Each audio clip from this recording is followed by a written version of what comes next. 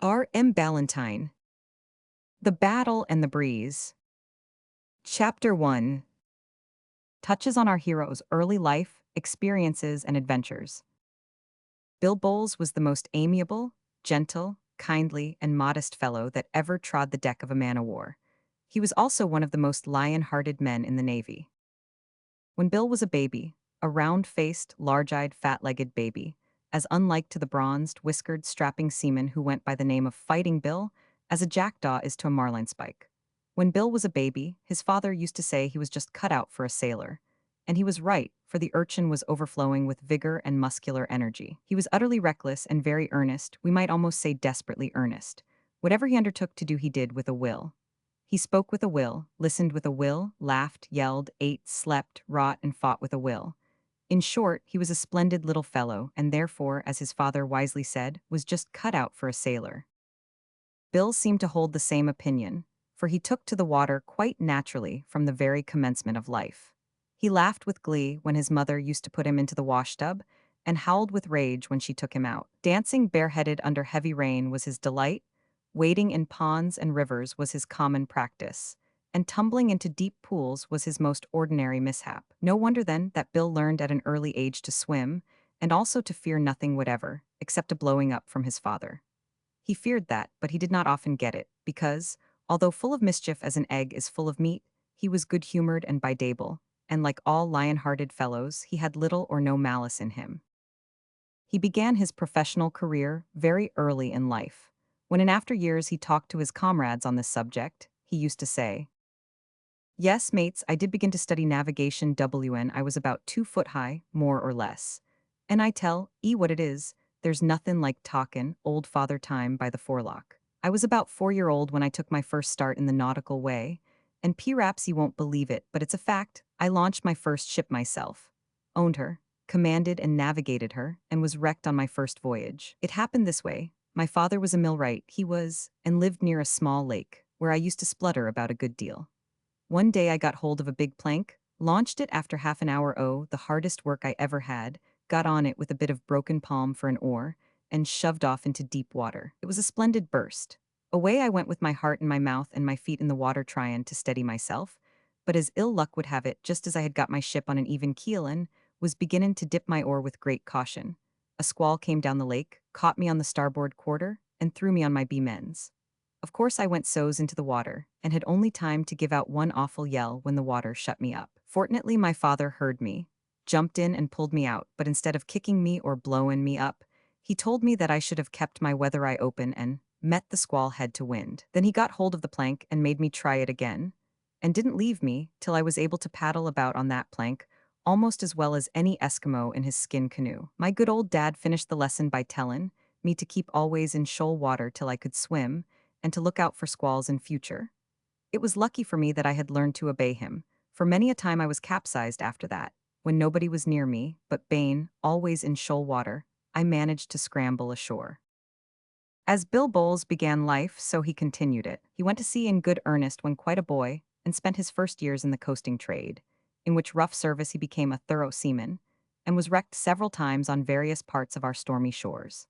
On reaching man's estate, he turned a longing eye to foreign lands, and in course of time visited some of the most distant parts of the globe, so that he may be said to have been a great traveler before his whiskers were darker than a lady's eyebrows.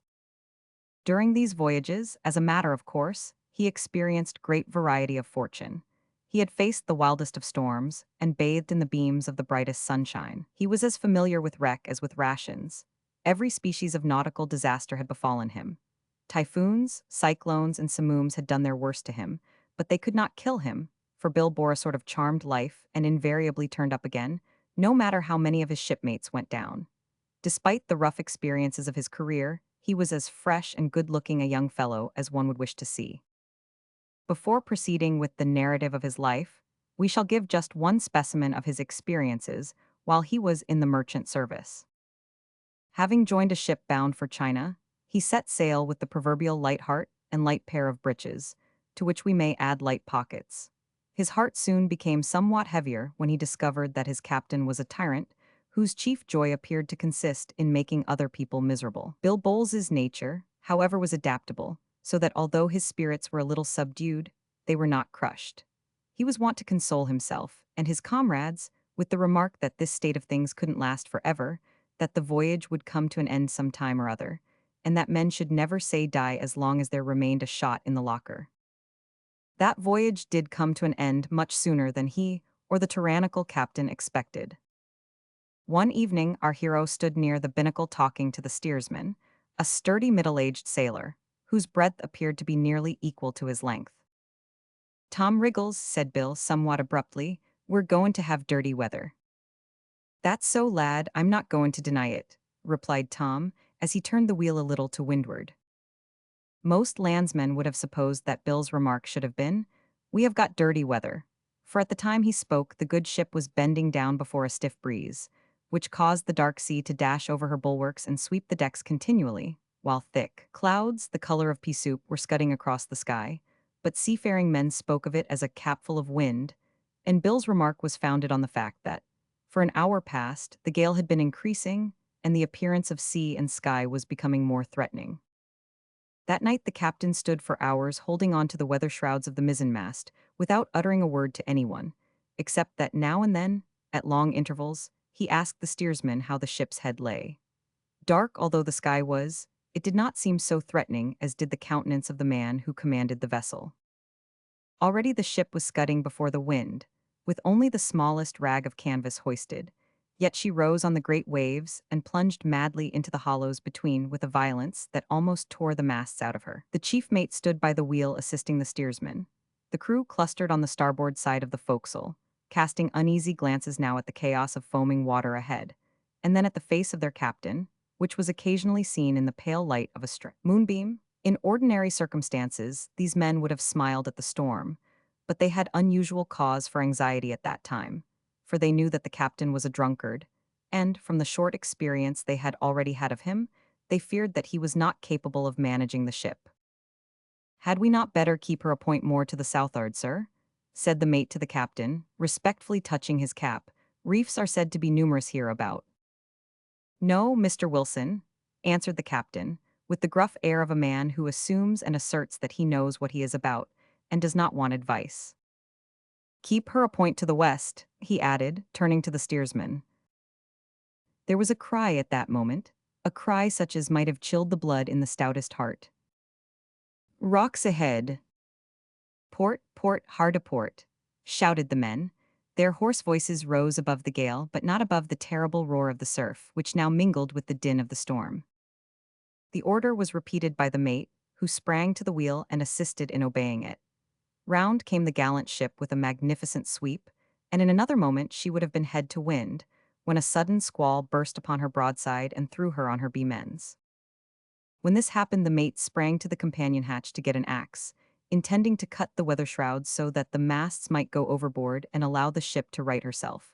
For, as she then lay, the water was pouring into her. Tom Riggles was, when she heeled over, thrown violently against the mate, and both men rolled to leeward. This accident was the means of saving them for the time, for just then the mizzen rigging gave way, the mast snapped across, and the captain and some of the men who had been hastening aft were swept with the wreck into the sea. A few minutes elapsed ere Tom and the mate gained a place of partial security on the poop. The scene that met their gaze there was terrible beyond description.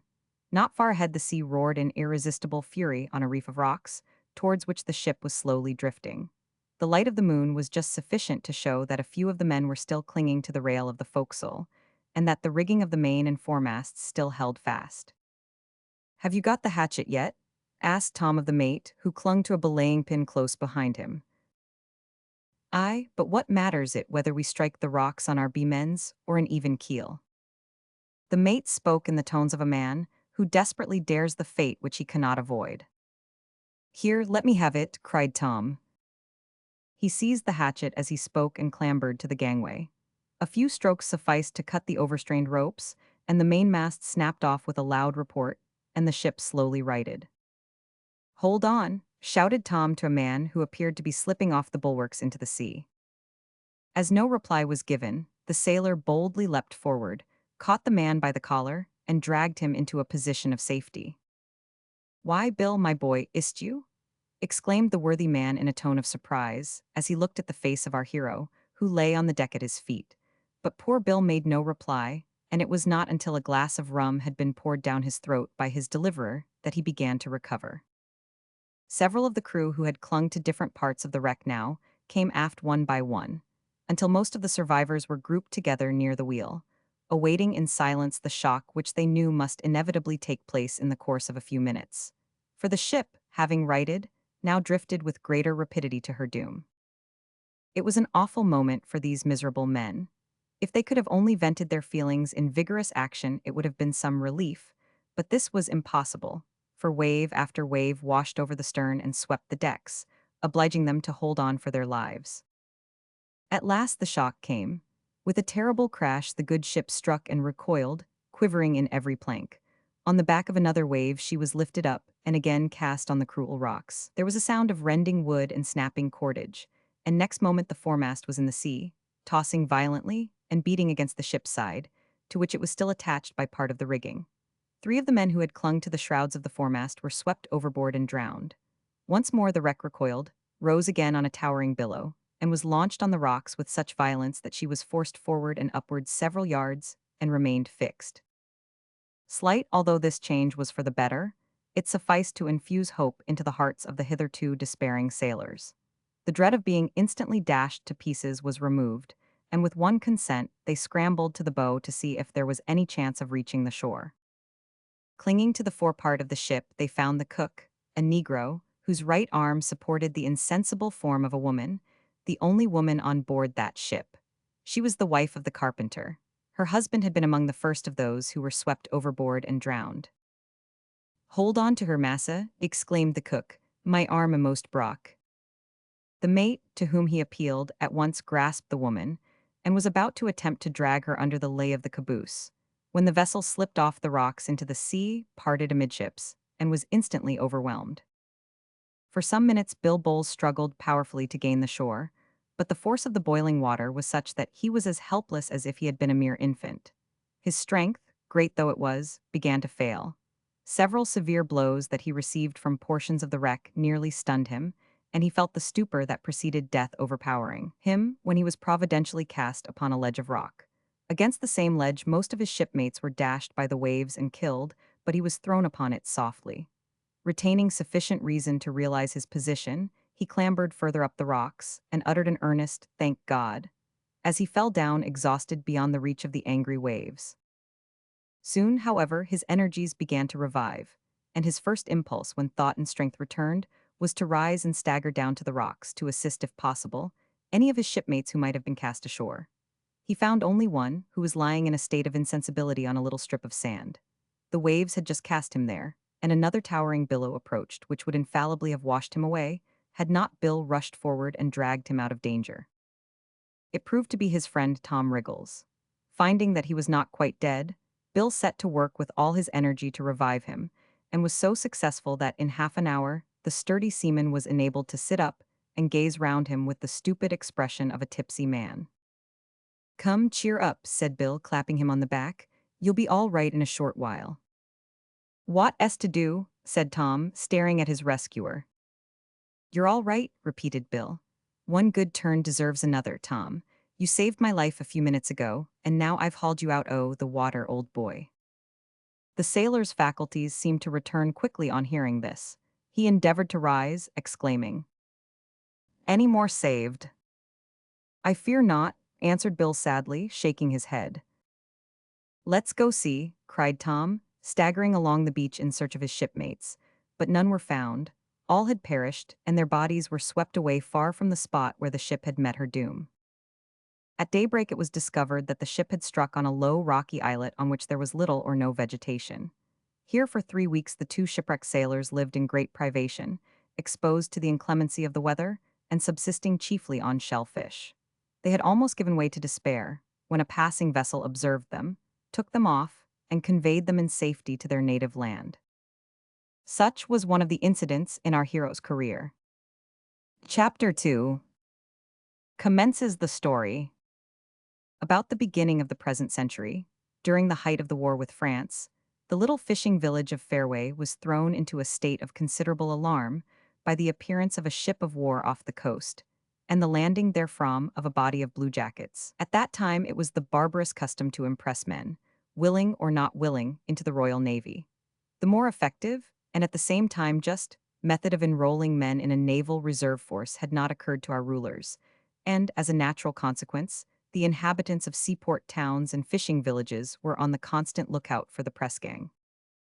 At the time when the man-o'-war's boat rode alongside of the little jetty of Fairway, an interesting couple chanced to be seated in a bower at the back of a very small but particularly neat cottage near the shore.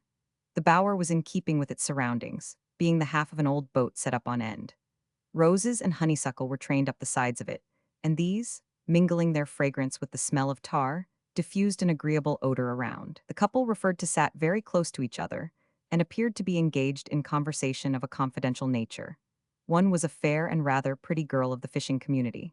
The other was a stout and uncommonly handsome man of 25, apparently belonging to the same class, but there was more of the regular sailor than the fisherman in his costume and appearance. In regard to their conversation, it may be well, perhaps, to let them speak for themselves. "I tell 'ee what it is, Nellie Blythe," said the man, in a somewhat stern tone of voice. "It won't suit me to dilly-dally in this here fashion any longer. You've kept me hanging off and on until I have lost my chance of get to be mate of a Newcastle collier, and here I am now with nothin' to do, yowin' about like a Dutchman in a heavy swell, and feelin' ashamed of myself." "Don't be so hasty, Bill," replied the girl, glancing up at her lover's face with an arch smile. "What would you have?" "What would I have?" repeated the sailor, in a tone of mingled surprise and exasperation. "Well, I never did see nothin' like you women for bamboozlin' men. It seems to me you're like ships without helms. One moment you're beaten, as hard as you can to wind'ard. The next you fall off all of a sudden and scud away right before the breeze. Or, hew, round you come into the wind's eye, and lay to as if you'd been caught in the heaviest gale that ever blowed since Admiral Noah cast anchor on Mount Ararat. Didn't you say, not 3 weeks gone by, that you'd be my wife? And now you ask me, as cool as an iceberg, what I would have. Why, Nellie, I would have our wedding day fixed, our cottage looked after, our boat and nets bought. In fact, our home and business set a-goin'. And why not at once, Nellie? Surely you have not repented." "No, Bill Bowles," said Nellie, blushing, and laying her hand on the arm of her companion. "I have not repented, and never will repent, of having accepted the best man that ever came to Fairway, but—" The girl paused and looked down. "There you go," cried the sailor. "The old story. I knew you would come to that, and that you'd stick there. Why don't you go on? If I thought that you wanted to wait a year or two, I could easily find work in these times, for Admiral Nelson is glad to get men to follow him to the wars, and Tom Riggles and I have been talkin' about goin' off together." "Don't speak of that, Bill," said the girl earnestly. "I dread the thought of you going to the wars, but the truth is, I cannot make up my mind to quit my mother." "You don't need to quit her," said Bill. "Bring her with you. I'll be glad to have her at my fireside for your sake, Nell." "But she won't leave the old house." Well, that difficulty may be got over by my common to the old house, since the old ooman won't come to the new one. I can rent it from her and buy up the furniture as it stands, so that there will be no occasion for her to move out of her chair. Why, what's the objection to that plan?" he added, on observing that Nellie shook her head. "She would never consent to sell the things, not even to you, Bill, and she has been so long the head of the house that I don't think she would like to play second fiddle," put in the sailor. "Very good, but I won't ask to play first fiddle. In fact, she may have first, second, and third, and double bass and trombone, all to herself as far as I am concerned. Come, Nellie, don't let us have any more buts. Just name the day, and I'll bear down on the parson this very afternoon." Leaving them to continue the discussion of this interesting point, we will turn into the cottage and visit the old woman who stood so much in the way of our hero's wishes. Mrs. Blythe was one of those unfortunates who, although not very old, have been, by ill health, reduced to the appearance of extreme old age. Nevertheless, she had been blessed with that Christian spirit of calm, gentle resignation, which is frequently seen in aged invalids, enabling them to bear up cheerfully under heavy griefs and sufferings. She was very little, very thin, very lame, very old-looking, 90 at least in appearance, very tremulous, very subdued, and very sweet. Even that termagant gossip, Mrs. Hardsoul, who dwelt alone in a tumble-down hut near the quay, was heard upon one occasion to speak of her as dear old Mrs. Blythe. Beside Mrs. Blythe, on a stool, engaged in peeling potatoes, sat a young woman who was in all respects her opposite. Bessie Blunt was tall, broad, muscular, plain-looking, masculine, and remarkably unsubdued. She was a sort of maid-of-all work and companion to the old woman. Mrs. Blythe lived in the hope of subduing her attendant, who was also her niece, by means of kindness. "Who came into the garden just now?" asked Mrs. Blythe in a meek voice. "Who would it be but William Bowles? Sure he comes twice every day, sometimes oftener," replied Bessie. "But what's the use? Nothing comes of it." "Something may come of it, Bessie," said Mrs. Blythe, "if William settles down steadily to work, but I am anxious about him, for he seems to me hasty in temper. Surely, Bessie, you would not like to see our Nell married to an angry man?" "I don't know about that," replied the girl testily, as she cut a potato in two halves with unnecessary violence. "All I know is that I would like to see her married to Bill Bowles. He's an able, handsome man. Indeed, I would gladly marry him myself if he asked me." Mrs. Blythe smiled a little at this. Bessie frowned at a potato and said, "Humph," sternly. Now it happened just at that moment that the press gang before referred to arrived in front of the cottage. Bessie chanced to look through the window and saw them pass. Instantly she ran to the back door and screamed, "Press gang," as a warning to Bill to get out of the way and hide himself as quickly as possible. Then, hastening back, she seized one of old Mrs. Blythe's crutches, ran to the front door, and slammed it to, just as the leader of the gang came forward. Meanwhile, William Bowles, knowing that if he did not make his escape, his hopes of being married speedily would be blasted, turned to leap over the garden wall. But the leader of the press gang had taken care to guard against such a contingency by sending a detachment round to the rear. "It's all up with me," cried Bill with a look of chagrin on observing the men. "Come, hide in the kitchen, quick, I will show you where," cried Nellie, seizing his hand and leading him into the house, the back door of which she locked and barred. "There, get in," cried the girl, opening a low door in the wall, which revealed the coal hole of the establishment. Bill's brow flushed. He drew back with a proud, stern look and hesitated. "Oh, do, for my sake," implored Nell. A thundering rap on the front door resounded through the cottage. The sailor put his pride in his pocket, stooped low, and darted in. Nellie shut the door and leaned a baking board against it. "Let us in," said a deep voice outside. "Never," replied Bessie, stamping her foot. "You had better, dear," replied the voice in a conciliatory tone. "We won't do you any harm." "Go along with you brutes," said the girl. "We'll have to force the door if you don't open it, my dear." "You'd better not," cried Bessie through the keyhole. At the same time she applied her eye to that orifice, and instantly started back, for she saw the leader of the gang retire a few paces preparatory to making a rush. There was short time for action. Nevertheless, Bessie was quick enough to fling down a large stool in front of the door and place herself in an attitude of defense. Next moment the door flew open with a crash, and a sailor sprang in, cutlass in hand. As a matter of course, he tripped over the stool and fell prostrate at Bessie's feet, and the man who followed received such a well-delivered blow from the crutch that he fell on the top of his comrade. While the heroine was in the act of receiving the third, she felt both her ankles seized by the man who had fallen first. A piercing yell followed. In attempting to free herself, she staggered back and fell. The crutch was wrenched from her grasp, and the whole gang poured over her into the kitchen, where they were met by their comrades, who had just burst in the back door. "Search close," cried one of these. "There's a big fellow in the house, we saw him run into it." "You may save yourselves the trouble. There's no man in this house," cried Bessie, who had risen and followed her conquerors, and who now stood with disheveled locks, flushed countenance, and gleaming eyes, vowing summary vengeance on the first man she caught off his guard. As the men believed her, they took care to keep well on their guard while engaged in the search. Poor old Mrs. Blythe looked absolutely horror-stricken at this invasion of her cottage, and Nellie stood beside her, pale as marble and trembling with anxiety. Every hole and corner of the house was searched without success. The floors were examined for trapdoors, and even the ceilings were carefully looked over, but there was no sign of any secret door, and the careless manner in which the bakeboard had been leaned against the wall, as well as its small size, prevented suspicion being awakened in that direction. This being the case, the leader of the gang called two of his men aside and engaged in a whispered conversation. "It's quite certain that he is here," said one, "but where they have stowed him is the puzzle." "Well, it is indeed a puzzle," replied the leader, "but I've thought of a plan. He may be the father or brother or cousin of the household, d'ye see, and it strikes me if we were to pretend to insult the women, that would draw him out." "But I don't half like that notion," said one of the men. "Why not?" asked the other, who wore a huge pair of whiskers. "It's only pretense, you know. Come, I'll try it."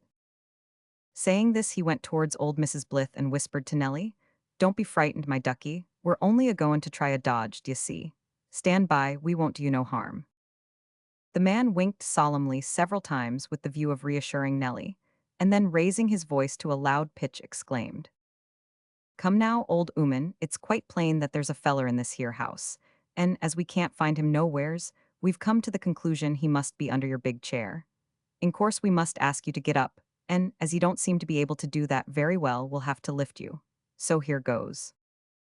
The man seized the old woman's chair and shuffled with his feet as though he were about to lift it.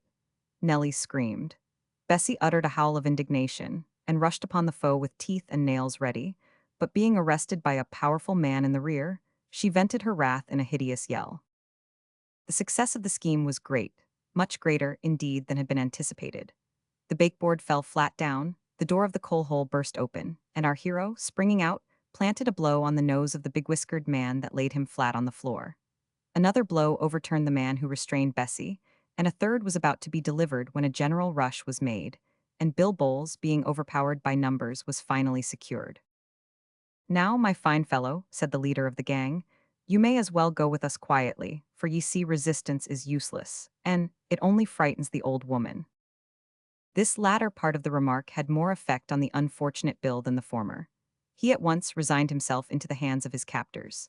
As he was about to be led away, he turned towards Mrs. Blythe, intending to speak, but the poor old woman had fainted, and Nellie's fears for her lover were lost for the moment in her anxiety about her mother. It was not until the party had left the room that the poor girl became fully aware of what was going on. Uttering a loud cry, she rushed towards the outer door.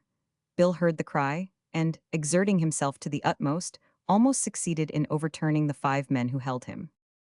"Make your mind easy," said one of them.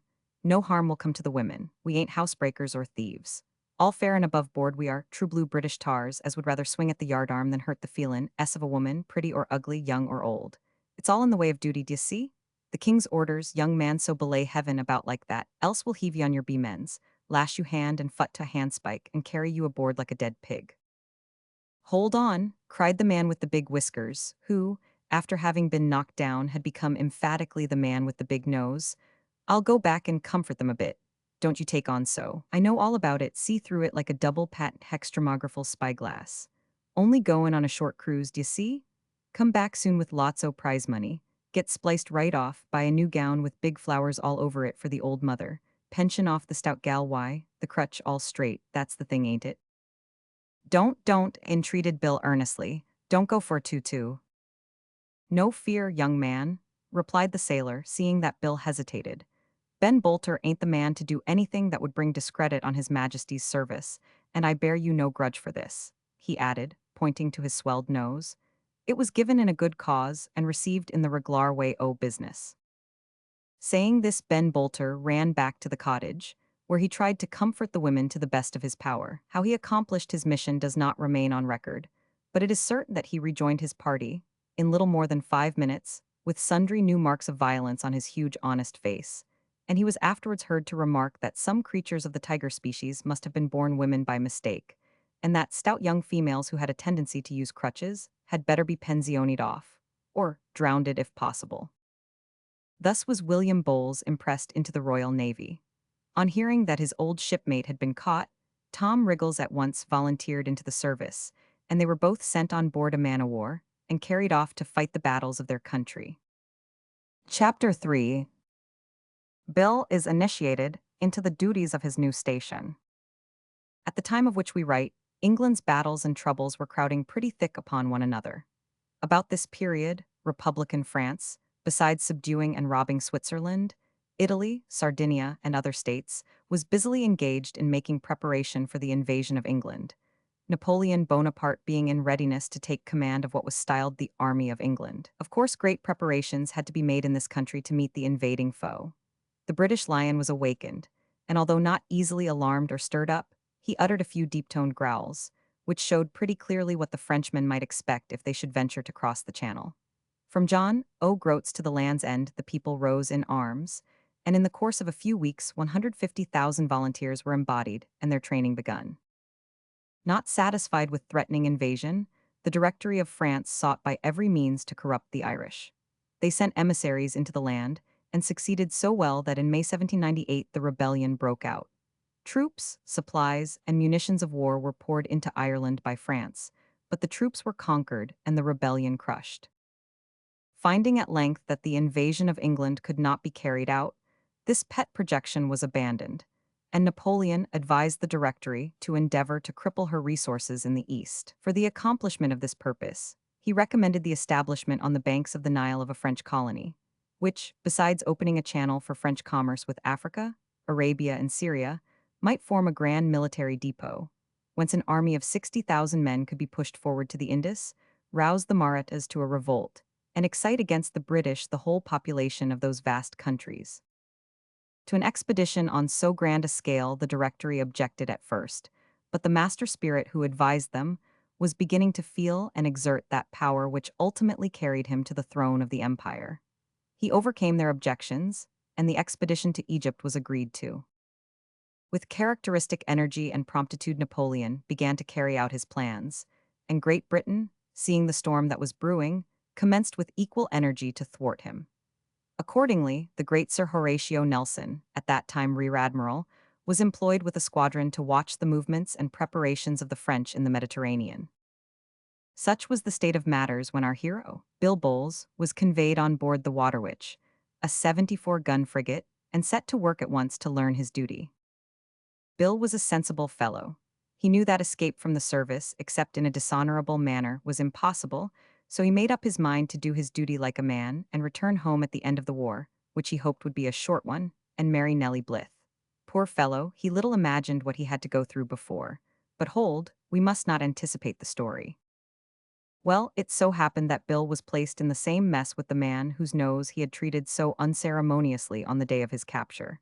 He was annoyed at this, but the first time he chanced to be alone with him, he changed his mind, and the two became fast friends. It happened thus. They were standing on the weather side of the forecastle in the evening, looking over the side at the setting sun. "You don't appear to be easy in your mind," observed Ben Bolter, after a prolonged silence. "You wouldn't be if you had left a bride behind you," answered Bill shortly. "How do you know that?" said Ben. "P'raps I have left one behind me. Anyhow, I've left an old mother." "That's nothing uncommon," replied Bill. "A bride may change her mind and become another man's wife, but your mother can't become your aunt or your sister by any mental operation that I knows of." "I'm not so sure o' that now," replied Ben, knitting his brows and gazing earnestly at the forebrace, which happened to be conveniently in front of his eyes. "See here, s'pose, for the sake of argument, that you've got a mother's and she marries a second time, which some mothers is apt to do, you know, and her new husband has got a pretty niece. Nothing more natural than that you should fall in love with her and get spliced. Well, what then? Why, your mother is her aunt by virtue of her marriage with her uncle, and so your mother is your aunt in consequence of your marriage with the niece, d'ye see?" Bill laughed and said he didn't quite see it, but he was willing to take it on credit, as he was not in a humor for discussion just then. "Very well," said Ben, "but to return to the peant, which is, if I may so say, a peant of distinction between topers and argifiers, for topers are always returnin' to the pint, and argifiers are for ever departin' from it. To return to it, I say, you've no notion of the peculiar circumstances in which I left my poor old mother. It weighs heavy on my heart, I assure ye, for it's only 3 months since I was pressed myself, and the feelin's ain't had time to heal yet. Come, I'll tell 'ee how it was. You owe me some compensation for that crack on the nose you gave me, so stand still and listen." Bill, who was becoming interested in his messmate in spite of himself, smiled and nodded his head as though to say, "Go on." "Well, you must know my old mother is just turned 80, and I'm 36, so, as them that knows the rule o' 3 would tell ye, she was just 44 when I began to trouble her life. I was a most awful wicked child, it seems, so they say at least, but I've no remembrance of it myself. Howsever, when I growed up and ran away to sea and got back again and repented, mainly because I didn't like the sea, I tuck to mendin' my ways a bit, and tried to make up to the old 'ooman for my prewious wickedness. I do believe I succeeded too, for I got to like her in a way I never did before. And when I used to come home from a cruise, for of course, I soon went to sea again, I always had something for her from fur parts, and she was greatly pleased at my attentions and presents, all except once, when I brought her the head of a mummy from Egypt. She couldn't stand that at all, to my great disappointment. And what made it worse was that after a few days they had put it too near the fire, and the skin it busted and the stuffin' began to come out, so I took it out to the back garden and gave it decent burial behind the pump. Howsever, as I was going to say, just at the time I was nabbed by the press gang was my mother's birthday, and as I happened to be flush o' cash, I thought I'd give her a treat and a surprise, so off I goes to buy her some things, when, before I got well into the town, a seaport it was, down come the press gang and nabbed me. I showed fight, of course, just as you did, and floored 4 of 'em, but they was too many for me, and, before I knowed where I was they had me into a boat and aboard this here ship, where I've been ever since. I'm used to it now, and rather like it, as no doubt you will come for to like it too, but it was hard on my old mother. I begged and prayed them to let me go back and bid her goodbye, and swore I would return, but they only laughed at me, so I was obliged to write her a letter to keep her mind easy. Of all the jobs I ever did have, the written of that letter was the wust. Nothin' but duty would ever induce me to try it again, for you see I didn't get much in the way of education, and written never came handy to me. Howsever, continued Ben, I took so kindly to his Majesty's service that they almost look upon me as an old hand, and actually gave me leave to be the leader o' the gang that was sent to Fairway to take you, so that I might have a chance o' sayin' adieu to my old mother. What? Exclaimed Bowles. Is your mother the old woman who stops at the end o' Cow Lane, where Mrs. Blythe lives, who talks so much about her big-whiskered Ben? That same, replied Ben with a smile. She was always proud o' me, specially after my whiskers comed. I thought that P-Rapsy might have knowed her. I knows her by hearsay from Nellie Blythe, but not Bain, a native of Fairway. Of course I don't know much about the people.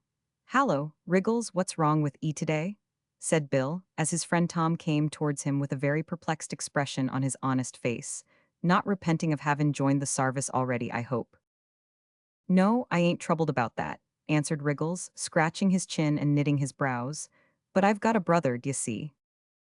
Nothin' uncommon in that, said Bolter, as the other paused. P'raps not, continued Tom Wriggles. But then, you see, my brother, such a preplixin sort o' feller, I don't know what to make of him. Let him alone, then, suggested Ben Bolter. That won't do neither, for he's got into trouble, but it's a long story, and I say you won't care to hear about it. You're out there, Tom, said Bowles. Come, sit down here and let's have it all. The 3 men sat down on the coamings of the forehatch, and Tom Wriggles began by telling them that it was of no use bothering them with an account of his brother Sam's early life. Not unless there's somethin' particular about it, said Bolter. Well, there ain't nothin' very particular about it, except that Sam was particularly noisy as a baby, and wild as a boy, besides Bain uncommon particular about his wittles, specially in the matter o' havin' plenty of 'em. Moreover, he ran away to sea when he was 12 years old, and was particularly quiet after that for a long time, for nobody knowed where he'd gone to, till one fine mornin', my mother she gets a letter from him sayin' he was in China, driven a great trade in the opium line. We never felt quite sure about that, for Sam warn't over particular about truth. He was a kindly sort o' feller, howsever, and continued to write once or twice a year for a long time. In these letters he said that his life was pretty variable, as no doubt it was, for he wrote from all parts o' the world. First he was clerk, he said, to the British Council in Penang, or some sich name, though where that is I don't know. Then he told us he'd joined a man-o'-war, and took to clearin' the pirates out o' the China seas. He found it a tough job apparently, and got wounded in the head with a grape shot and half choked by a stink pot, after which we heard no more of him for a long time, when a letter turns up from Californy, sayin' he was there shippin' hides on the coast. And after that he went through Texas and the States, where he got married, though he hadn't nothin' wotver, as I knows of, to keep a wife upon. But he may have had somethin' for all you didn't know it, suggested Bill Bowles. Well, P-Raps he had.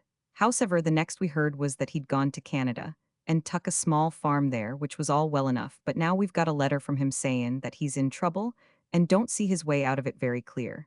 He's got the farm, a wife, and a sarvant to support, and nothin' to do it with. Moreover, the sarvant is a boy what a gentleman took from a Reformation house, or somethin' o' that sort, where they put little thieves, as has only been in quad for the fust time. They say that many of 'em is saved, and turns out well, but this feller don't seem to have been a crack specimen, for Sam's remarks about him ain't complimentary.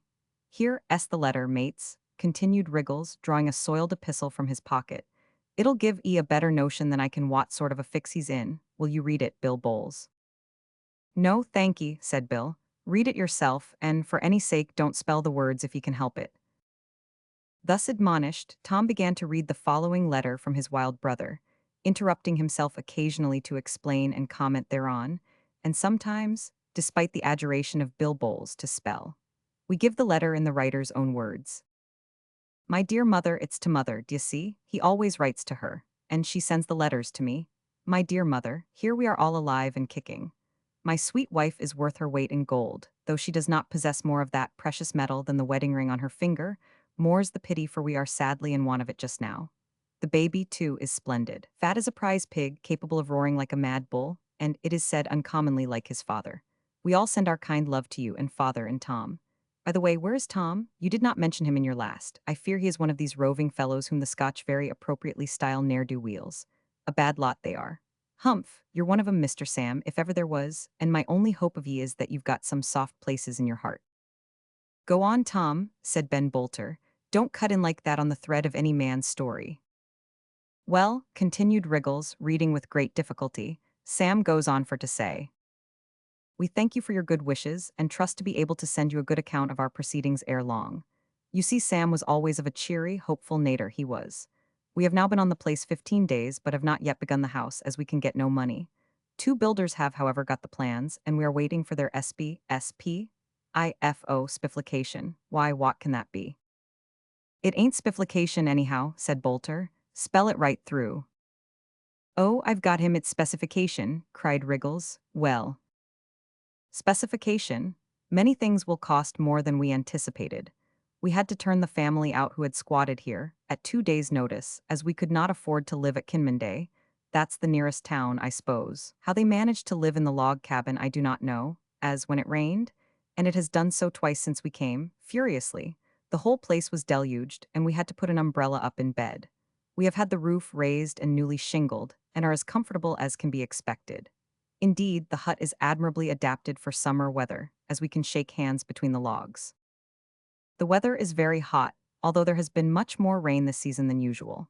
There can be no doubt that this is a splendid country, both as regards soil and climate, and it seems a pity to see such land lying waste and unimproved for so many years.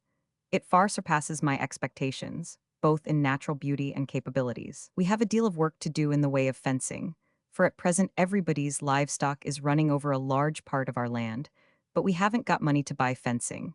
Then we ought to have 2 horses, for the boy that was sent to me from the reformatory can plow.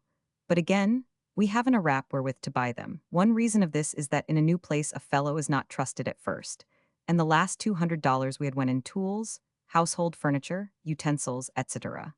We have been living on credit for an occasional chicken or duck from our neighbors, which makes but a poor meal for 3, not to mention baby being very small, and George, that's the boy, having a tremendous appetite. I walked into town twice to try to get some meat, but although there are ostensibly 2 butchers, I failed to get any. They actually wanted payment for it. Heyo, how I wish that money grew on the trees or bread. By the way, that reminds me that there are breadfruit trees in the South Sea Islands. I think I'll sell the farm and go there. One day I had the good luck to rescue a fine young chicken from the talons of a big hawk, upon which we all made a good meal. I really don't know what we should have done had it not been for the great abundance of blackberries here. They are fine and large, and so plentiful that I can gather a bucketful in an hour. We have made them into jam and pies, and are now drying them for winter use. We have also hazelnuts and plums by the cartload, and crabapples in numbers almost beyond the power of figures to express. There is also a fruit about the size of a lime, which they call here the May apple, but which I have named omnifruct, as it combines the flavor of apples, pears, peaches, pineapples, gooseberries, strawberries, rasps. In fact, it is hard to tell what it does not resemble. But after all, this is rather light food, and although very Eden-like living, minus the felicity, it does not quite satisfy people who have been used most part of their lives to beefsteak and stout. George came to me a week ago. The little rascal would have been here sooner, but first of all the stagecoach upset, and then he fell asleep and was carried 10 miles beyond our clearing, and had to walk back as best he could with a big bundle on his shoulder. He is an uncommonly silent individual.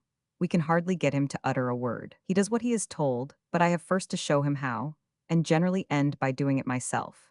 He appears to be a remarkably dead boy, but my excellent wife has taken him in hand, and will certainly strike some fire out of him if she can't put it into him. She has just gone into town on a foraging expedition, and I fondly hope she may succeed in making a raise of some edibles. I have distinguished myself lately by manufacturing a sideboard and dresser, as well as a table and bench for the female authority, and expect to accomplish a henhouse and a gate next week. You see, we work in hope. I fervently wish we could live on the same. However, I'm pretty jolly, despite a severe attack of rheumatism, which has not been improved by my getting up in the night and rushing out in my shirt to chase away trespassing cows and pigs, as we have not got a watchdog yet. When my wife shuts her eyes at night, her dreams are of one invariable subject: blackberries. She cannot get rid of the impression, and I have serious fears that we shall all break out in brambles. There are not so many mosquitoes here as I had expected, just enough to keep us lively. How I shall rejoice when we have got a cow! It will be a great saving in butter and milk to our neighbors, who at present supply us with such things on credit. We can raise here wheat, oats, Indian corn, etc. The only difficulties are the want of seed and money. But it is unkind in me writing to you, mother, in this strain, seeing that you can't help me in my difficulties. However, don't take on about me. My motto is never give in. Give our love to father, also to Tom. He's a good-hearted fellow, is Tom, though I fear he'll never come to much good. Believe me, your affectionate son, Sam, Wriggles. There, said Tom, folding up the letter. What do you think o' that, mates? Tom did not at that time get an answer to his question, for just as he spoke, the order was given to beat to quarters for exercise, and in a few minutes the decks were cleared, and every man at his post. But the order which had been given to engage in mimic warfare, for the sake of training the new hands, was suddenly changed into the command to clear for action in earnest, when the lookout reported a French vessel on the weather bow. Sail was immediately crowded on the Waterwitch, and all was enthusiasm and expectation as they gave chase to the enemy. Chapter 4. Our hero and his friend's sea service. The Waterwitch was commanded at this time by Captain Ward, a man possessed of great energy and judgment, united to heroic courage.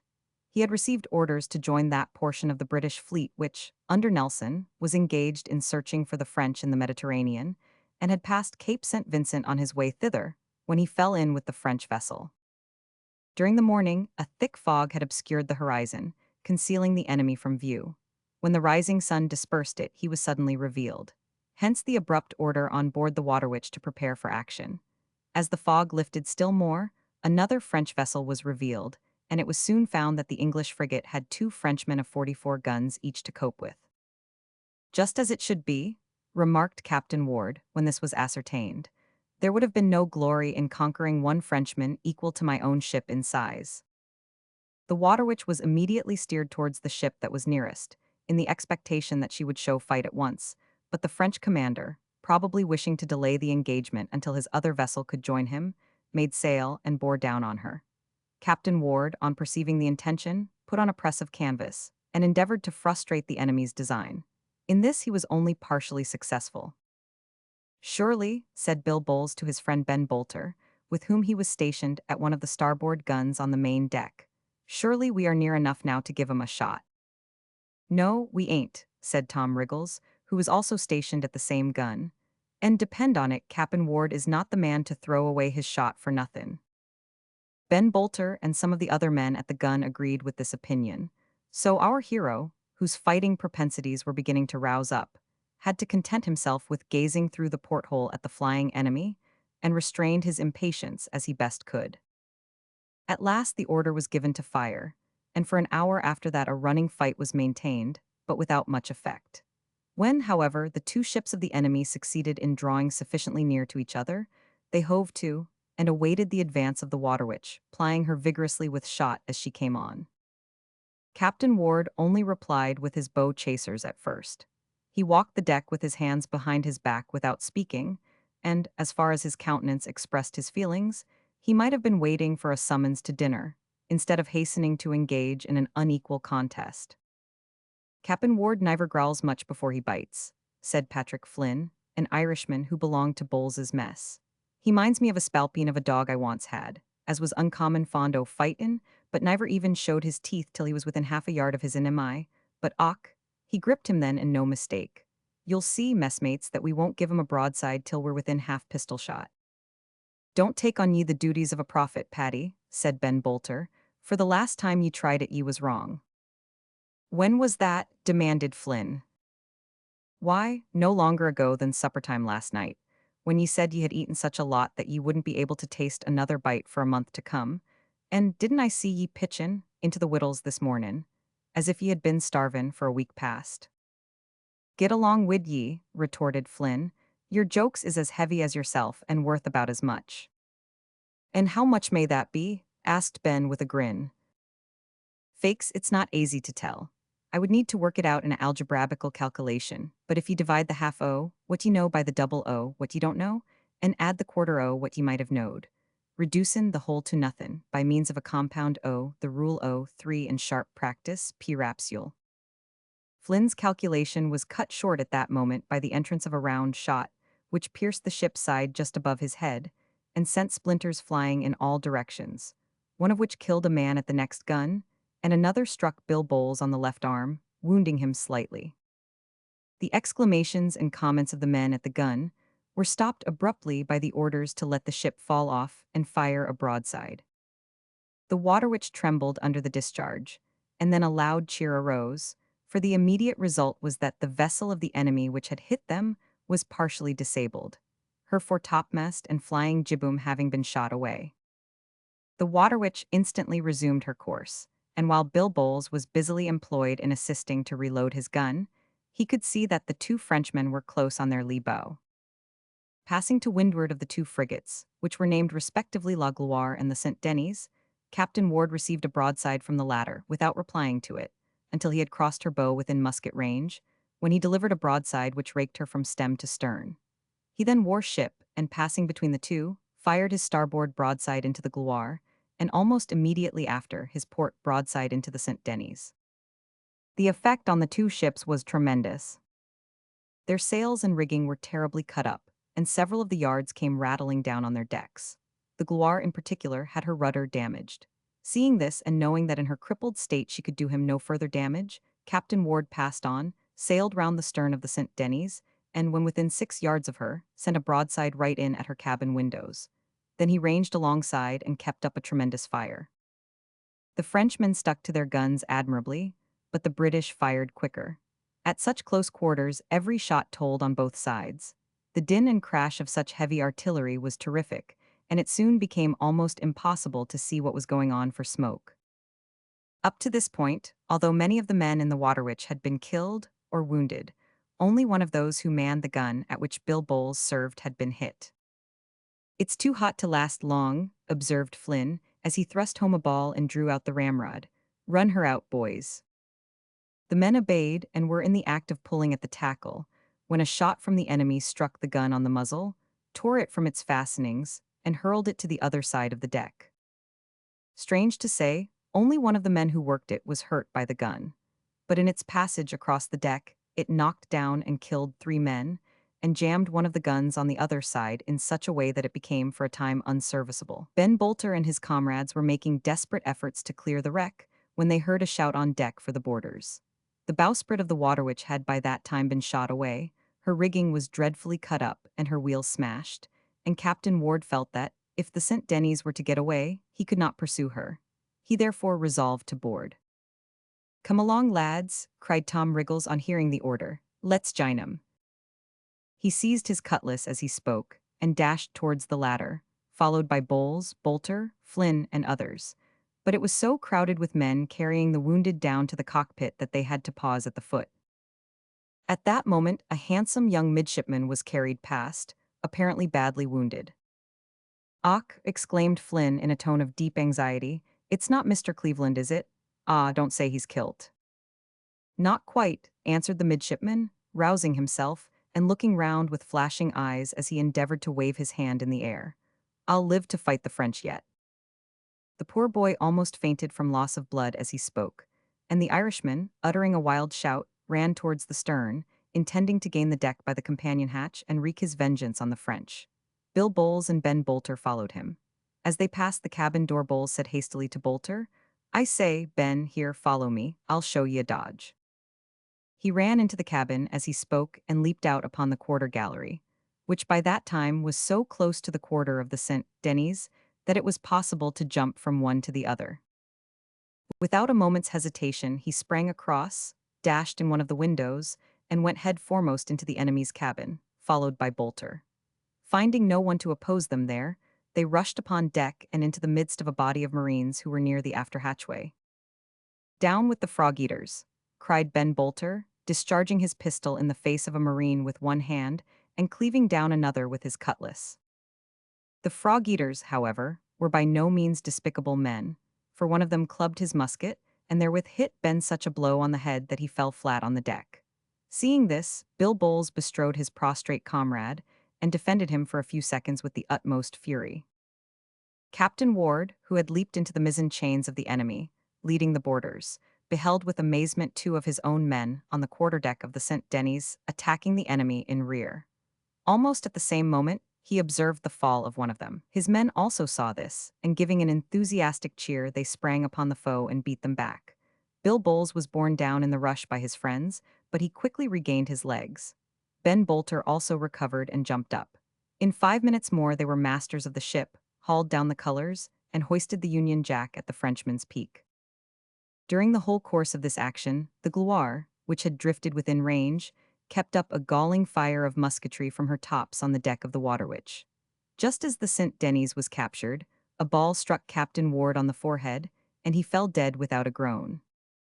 The first lieutenant, who was standing by his side at the moment, after hastily calling several men to convey their commander below, ordered the starboard guns of the prize to be fired into the Gloire. This was done with such effect that it was not found necessary to repeat the dose.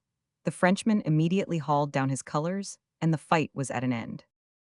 It need scarcely be said that the satisfaction with which this victory was hailed was greatly modified by the loss of brave Captain Ward, who was a favorite with his men, and one who would in all probability have risen to the highest position in the service, had he lived. He fell while his sun was in the zenith, and was buried in the ocean, that wide and insatiable grave, which has received too many of our brave seamen in the prime of life. The first lieutenant, on whom the command temporarily devolved, immediately set about repairing damages, and, putting a prize crew into each of the French ships, sailed with them to the nearest friendly port. The night after the action, Bill Bowles, Ben Bolter, and Tom Riggles sat down on the heel of the bowsprit to have a chat. "Not badly hit?" asked Ben of Bill, who was examining the bandage on his left arm. "Nothin' to speak of," said Bill. "Only a scratch. I'm lucky to have got off with so little, but I say, Ben, how does your head feel? That Mounseer had a handy way using the handspike. I do believe he would have cracked any man's skull but your own, which must be as thick as the head of an elephant. I seed it common, but couldn't help ye. Howsever, I saved ye from a second dose."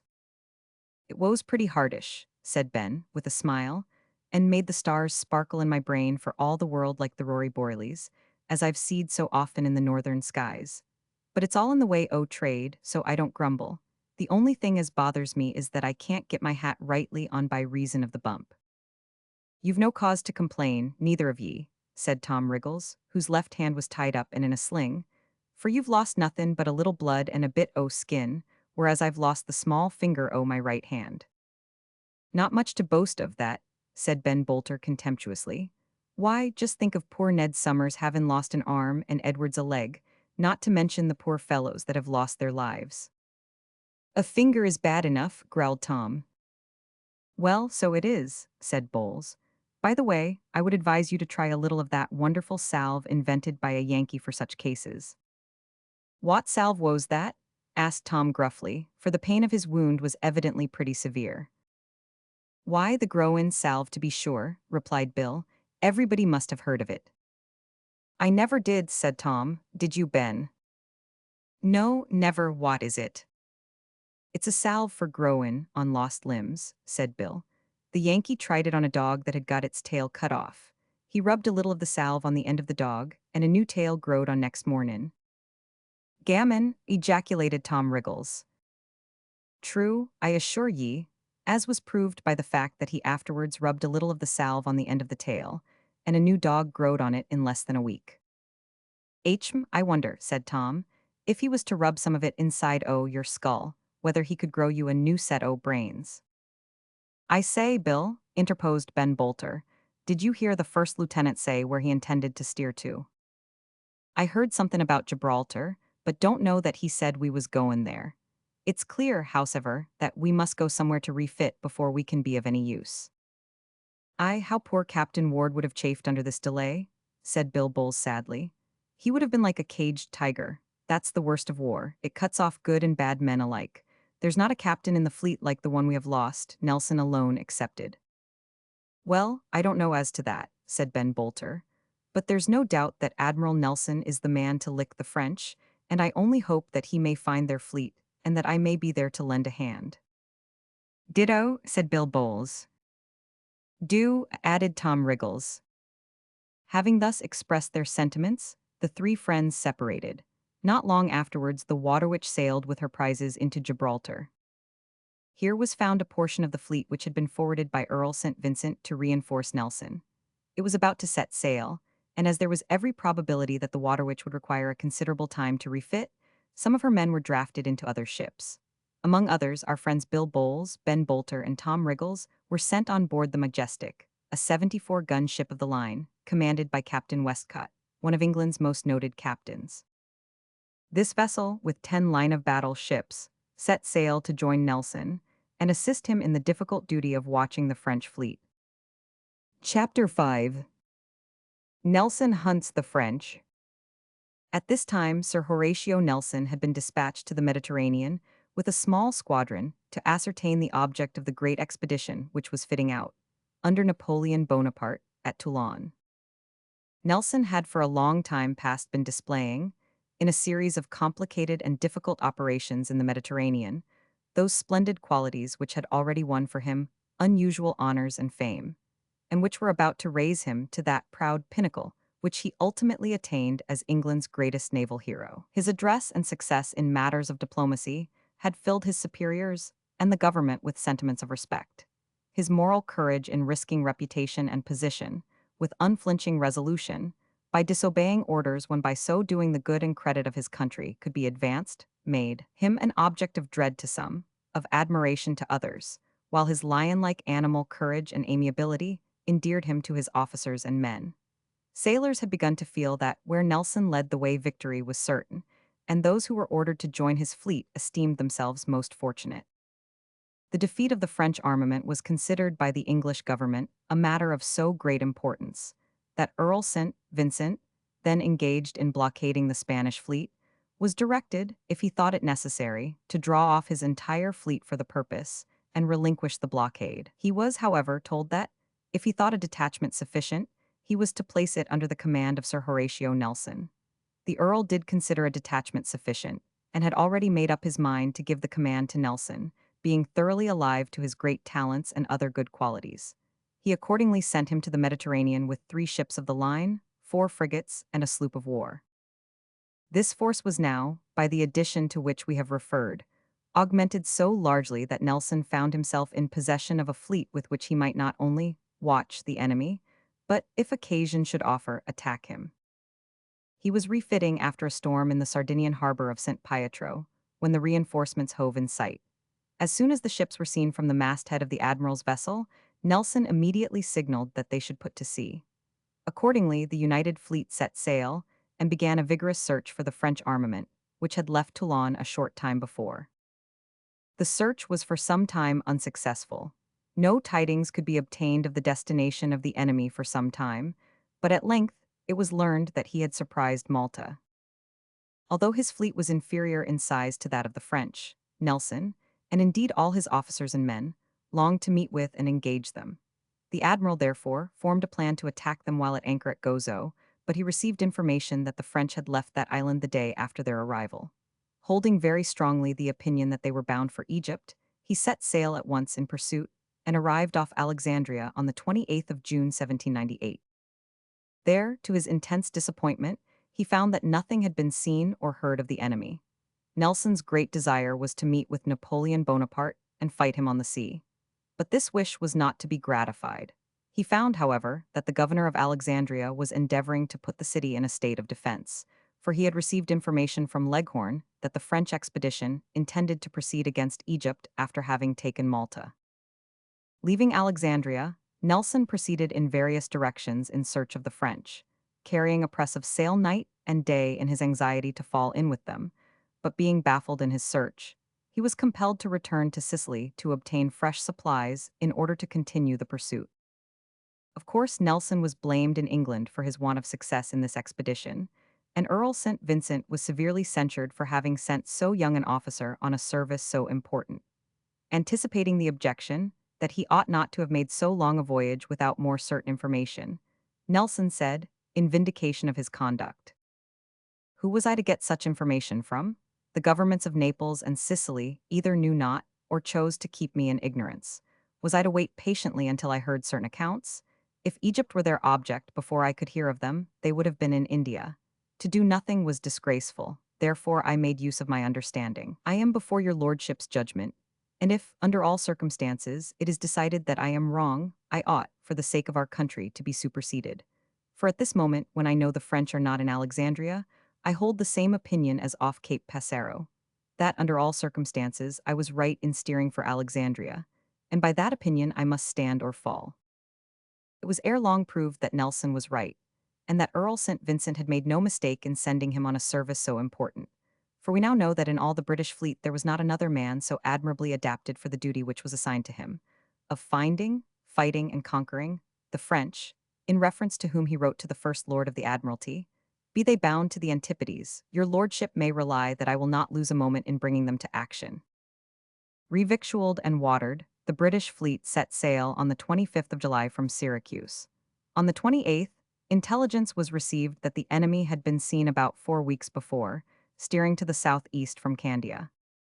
With characteristic disregard of the possible consequences to his own fame and interest, in his determination to do the right, Nelson at once resolved to return to Alexandria. Accordingly, with all sail set, the fleet stood once more towards the coast of Egypt. Perseverance was at length rewarded. On the 1st of August 1798, about 10 in the morning, they sighted Alexandria, and saw with inexpressible delight that the port was crowded with the ships of France. And here we venture to say that we sympathize with the joy of the British on this occasion, and shall explain why we do so. Not every battle that is fought, however brilliant in military or naval tactics it may be, or in exhibitions of personal prowess, deserves our sympathy. Only that war which is waged against oppression is entitled to respect, and this, we hold, applies to the war in which the British were engaged at that time. France, under the Directory, had commenced a career of unwarrantable conquest, for the simple purpose of self-aggrandizement, and her great general, Bonaparte, had begun that course of successful warfare in which he displayed those brilliant talents, which won for him an empire, constituted him, in the ordinary acceptation of the word, a hero, and advanced France to a high position of tyrannical power. But brilliant talents and success could not free him from the charge of being a wholesale murderer. To oppose such pretensions and practices was a bounden duty on the part of those who loved justice, just as much as it is the duty of everyone who has the power to thwart the designs of, and forcibly overcome, a highwayman or a pirate. Observe, reader, that we do not intend here to imply an invidious comparison. We have no sympathy with those who hold that England was and always is in favor of fair play, while France was bent on tyranny. On the contrary, we believe that England has in some instances been guilty of the sin which we now condemn, and that, on the other hand, many Frenchmen of the present day would disapprove of the policy of France in the time of Napoleon I. Neither do we sympathize with the famous saying of Nelson that one Englishman is equal to 3 Frenchmen. The tendency to praise oneself has always been regarded among Christian nations as a despicable, or at least a pitiable, quality, and we confess that we cannot see much difference between a boastful man and a boastful nation. Frenchmen have always displayed chivalrous courage, not a whit inferior to the British, and history proves that in war they have been eminently successful. The question whether they could beat us or we could beat them, if tested in a fair stand-up fight with equal numbers, besides being an unprofitable one, is not now before us. All that we are concerned about at present is that in the war now under consideration the British did beat the French, and we rejoice to record the fact solely on the ground that we fought in a righteous cause. With these remarks, we proceed to give an account of one of the greatest naval victories ever achieved by British arms. Chapter 6. The Battle of the Nile. After Napoleon Bonaparte had effected his landing in Egypt, the French fleet was permitted to remain at Alexandria for some time, and thus afforded Nelson the opportunity he had sought for so long. For many previous days, he had been almost unable, from anxiety, to take sleep or food, but now he ordered dinner to be served, while preparations were being made for battle, and when his officers rose to leave the table, he said to them, "Before this time tomorrow, I shall have gained a peerage or Westminster Abbey." The French had found it impossible to enter the neglected and ruined port of Alexandria. Admiral Brueys had, by command of Napoleon, offered a reward of 10,000 livres to any native pilot who would safely convey the squadron in, but not one was found who would venture to take charge of a single vessel that drew more than 20 feet. The gallant admiral was compelled, therefore, to anchor in Aboukir Bay, and chose the strongest position that was possible in the circumstances. He ranged his ships in a compact line of battle, in such a manner that the leading vessel lay close to a shoal, while the remainder of the fleet formed a curve along the line of deep water, so that it was thought to be impossible to turn it by any means in a southwesterly direction. And some of the French, who were best able to judge, said that they held a position so strong that they could bid defiance to a force more than double their own. The presumption was not unreasonable, for the French had the advantage of the English in ships, guns, and men, but they had omitted to take into their calculations the fact that the English fleet was commanded by one whose promptitude in action, readiness and eccentricity of resource, and utter disregard of consequences when what he deemed the path to victory lay before him, might have been equaled, but certainly could not have been surpassed, by Bonaparte himself. The French force consisted of 13 ships of the line and 4 frigates, carrying in a guns and 230 men. The English had 13 ships of the line and a 50-gun ship, carrying in a guns and men. All the English line-of-battle ships were 74s. 3 of the French ships carried 88 guns, and one, 50 Orient, was a monster three-decker with 120 guns. In order to give the reader a better idea of the forces engaged on both sides, we give the following list of ships.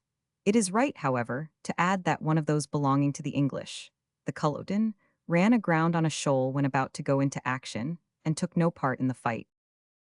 English ships. Names commanders, guns, men. French ships. Names commanders, guns, men. Such were the forces that met to engage in deadly conflict on the 1st of August 1798, with not only national but worldwide interest pending on the issue, for the Battle of the Nile was one of the leading battles of the world. When Nelson perceived the position of the enemy, his fertile and active mind at once evolved a characteristic course of action. Where there was room, he said, for an enemy's ship to swing, there was room for one of his to anchor. He therefore at once formed the plan of doubling on the French ships, stationing one of his ships on the bow and another on the quarter of each of the enemy. Nelson immediately explained his intended course to his officers. It had been his custom during the whole time he was engaged in searching for the French fleet to have his captains as frequently as possible on board the Vanguard, when he explained to them his opinions as to the best mode of attack in all the various positions in which it was possible or probable that the enemy might be found. Hence they knew their commander's tactics so well that when the hour for action arrived, no time was lost in the tedious operation of signaling orders. He had such confidence in all his officers that after thoroughly explaining his intended plan of attack, he merely said to them, "Form as is most convenient for mutual support and anchor by the stern. First gain the victory, and then make the best use of it you can." When Captain Barry, perceiving the boldness of the plan, said, "If we succeed, what will the world say?" Nelson replied, "There is no if in the case; that we shall succeed is certain. Who may live to tell the story is a very different question." Nelson possessed in an eminent degree the power of infusing into his men the irresistible confidence that animated his own bosom. There was probably not a man in the British fleet who did not sail into Aboukir Bay on that memorable day with a feeling of certainty that the battle was as good as gained before it was begun. The cool, quiet, self-possessed manner in which the British tars went to work at the beginning must have been very impressive to the enemy. For, as they advanced, they did not even condescend to fire a shot in reply to the storm of shot and shell to which the leading ships were treated by the batteries on an island in the bay, and by the broadsides of the whole French fleet at half gunshot range, the men being too busily engaged in furling the sails aloft, attending to the braces below, and preparing to cast anchor. Nelson's fleet did not all enter the bay at once, but each vessel lost no time in taking up position as it arrived. And as, one after another, they bore down on the enemy, anchored close alongside, and opened fire, the thunder of the French fleet was quickly and increasingly augmented by the British, until the full tide of battle was reached, and the shores of Egypt trembled under the incessant rolling roar of dreadful war, while sheets of flame shot forth and rent the thick clouds which enwrapped the contending fleets and hung incumbent over the bay.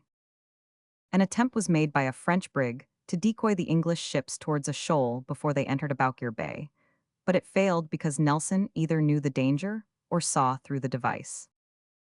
It seemed as if the zealous Captain Hood was to have the honor of commencing the action, but Captain Foley passed her in the Goliath and successfully accomplished that feat which the French had deemed impossible and had done their best to guard against. Instead of attacking the leading ship, the Guerrier, outside, he sailed round her bows, passed between her and the shore, and cast anchor. Before he could bring up, however, he had drifted down to the second ship of the enemy's line, the Conquerant, and opened fire. It had been rightly conjectured that the landward guns of the enemy would not be manned or even ready for action. The Goliath, therefore, made short and sharp work of her foe. In 10 minutes the masts of the Conquerant were shot away. The Zealous was laid alongside the Guerrier, and in 12 minutes that vessel was totally disabled. Next came the Orion, Sir J. Saumarez, which went into action in splendid style. Perceiving that a frigate lying farther inshore was annoying the Goliath, she sailed towards her, giving the Guerrier a taste of her larboard guns as long as they would bear upon her, then dismasted and sunk the frigate, hauled round towards the French line, and anchoring between the Franklin and the Souverain Pupil, received and returned the fire of both. In like manner, the audacious Captain Good justified her name by attacking the Guerrier and Conquerant at once, and, when the latter struck, passed on to the Souverain Pupil. The unfortunate Guerrier was also worthy of her title, for she bore the brunt of the battle. Every ship that passed her appeared to deem it a duty to give her a broadside before settling down to its particular place in the line, and finding its own special antagonist or antagonists, for several of the English ships engaged two of the enemy at once. The Theseus, Captain Miller, after bringing down the main and mizzen masts of the Guerrier, anchored inside the Spartiate and engaged her. Meanwhile, on the other side of this vessel, Nelson's ship, the Vanguard, bore down on the foe with 6 flags flying in different parts of the rigging, to guard against the possibility of his colors being shot away. She opened a tremendous fire on the Spartiate at half-pistol range. The muscular British tars wrought with heroic energy at the guns. In a few minutes 6 of these guns, which stood on the forepart of the Vanguard's deck, were left without a man, and 3 times afterwards were these 6 guns cleared of men, so terrific was the fire of the enemy. Other 4 of the British vessels sailed ahead of the Vanguard and got into action. One of these, the Bellerophon, Captain Darby, engaged the gigantic 50 Orient, which was so disproportionately large that the weight of ball from her lower deck alone exceeded that from the whole broadside of her assailant. The result was that the Bellerophon was overpowered, 200 of her men were killed or wounded, all her masts and cables were shot away, and she drifted out of the line. Her place, however, was taken by the Swifter, which not only assailed the 50 Orient on the bow, but at the same time opened a steady fire on the quarter of the Franklin. Before this time, however, the shades of night had fallen on the scene. The battle began at 6:30 in the evening. Half an hour afterwards daylight was gone, and the deadly fight was lighted only by the lurid and fitful flashing of the guns. Those vessels of the English squadron which happened to be in rear were some leagues astern when the fight began, and it was so dark when they entered that extreme difficulty was experienced in getting in. One of these, the Culloden, Captain Trowbridge, sounded carefully as she went, but got aground, where she remained helpless during the action, despite the efforts of the Leander and La Mutine brig to get her off. She served, however, as a beacon to the Alexander and Swifter. The latter ship, on entering the bay, fell in with the drifting and disabled Bellerophon, which was at first supposed to be one of the enemy, because she did not show the signal ordered by Nelson to be hoisted by his ships at the mizzen peak. This arose, of course, from the masts having been shot away. Captain Hallowell wisely refrained from firing on her, saying that, if she was an enemy, she was too much disabled to escape. He passed on, therefore, and, as we have said, took the station and the duty from which the other had been driven. The huge 50 Orient was now surrounded. Captain Ball, in the Alexander, anchored on her larboard quarter, and, besides raking her with his guns, kept up a steady fire of musketry on her decks. Captain Thompson, also in the Leander, took up such a position that he could fire into her and the Franklin at the same time. Standing in the midst of death and destruction, the hero of the Nile did not escape scathless. He remained unhurt, however, until he knew that victory was certain. The first and second ships of the enemy's line were disabled, as we have said, at the commencement of the action, and the third, fourth, and fifth were taken between 8 and 9, so that Nelson could not have much, if any, doubt as to the issue of the battle. Suddenly he received a wound on the head from a piece of Langridge shot and fell into the arms of Captain Barry. A large flap of skin was cut from the bone and fell over his sound eye, the other having been lost in a previous engagement. The flow of blood was very great, and, being thus totally blinded, he thought that he had received a mortal wound. He was immediately carried down to the cockpit. The cockpit of a man-o'-war lies in that part of the ship which is below water, and is never visited by the light of day. Being safe also from the visitation of shot or shell, it has been selected as the place to which the wounded are conveyed during an action to have their wounds dressed and limbs amputated by the surgeons, whose hands at such seasons are, as may easily be supposed, much too full. No pen can describe adequately the horrors of that dimly lighted place, with its flickering lights, glittering knives, bloody tables and decks, and mangled men, whose groans of agony burst forth in spite of their utmost efforts to repress them. Here, in the midst of dead, dying, and suffering men, the great admiral sat down to wait his turn. The surgeon was engaged in dressing the wounds of a sailor when he was brought down. On learning who it was that required his services, he quitted the man who was under his hands. "No," said Nelson, refusing his proffered assistance. "No, I will take my turn with my brave fellows." Accordingly, there he remained, persistently refusing aid, until every man who had been previously wounded had been attended to. When his turn came, it was found that his wound was merely superficial, and heartfelt was the joy expressed by the wounded men and the crew of the Vanguard when this was made known. Before this had been ascertained, and while he believed himself to be dying, Nelson called the chaplain and gave him his last remembrance to Lady Nelson, appointed a successor to Captain Barry, who was to go to England with the news of the victory, and made other arrangements in anticipation of his death. But his hour had not yet come. When the surgeon pronounced his hurt to be superficial, he refused to take the rest which was recommended, and at once sent for his secretary to write dispatches. While he was thus engaged, a cry was heard which rose above the din of battle, proclaiming that the 50 Orient was on fire. In the confusion that followed, Nelson found his way upon deck unassisted, and, to the astonishment of everyone, appeared on the quarterdeck and gave orders to lower the boats and send relief to the enemy. But before describing the scene that followed, we shall turn aside for a little to watch more closely the proceedings of Captain Westcott in the Majestic and the personal deeds of Bill Bowles and his messmates. Chapter 7. Battle of the Nile continued. The Majestic was one of the 4 ships which sailed into action in the wake of the admiral. Our hero, Bill Bowles, and his friend Ben Bolter were stationed at one of the guns on the larboard side of the main deck. Flinders stood near them. Everything was prepared for action. The guns were loaded, the men, stripped to the waist, stood ready, and the matches were lighted, but as yet no order had been given to fire. The men on the larboard side of the ship stood gazing anxiously through the portholes at the furious strife in which they were about to engage. "Ah, then, but it's hot work is goin' on," said Flinders, turning to Ben Bolter just after a crash of artillery somewhat louder than usual.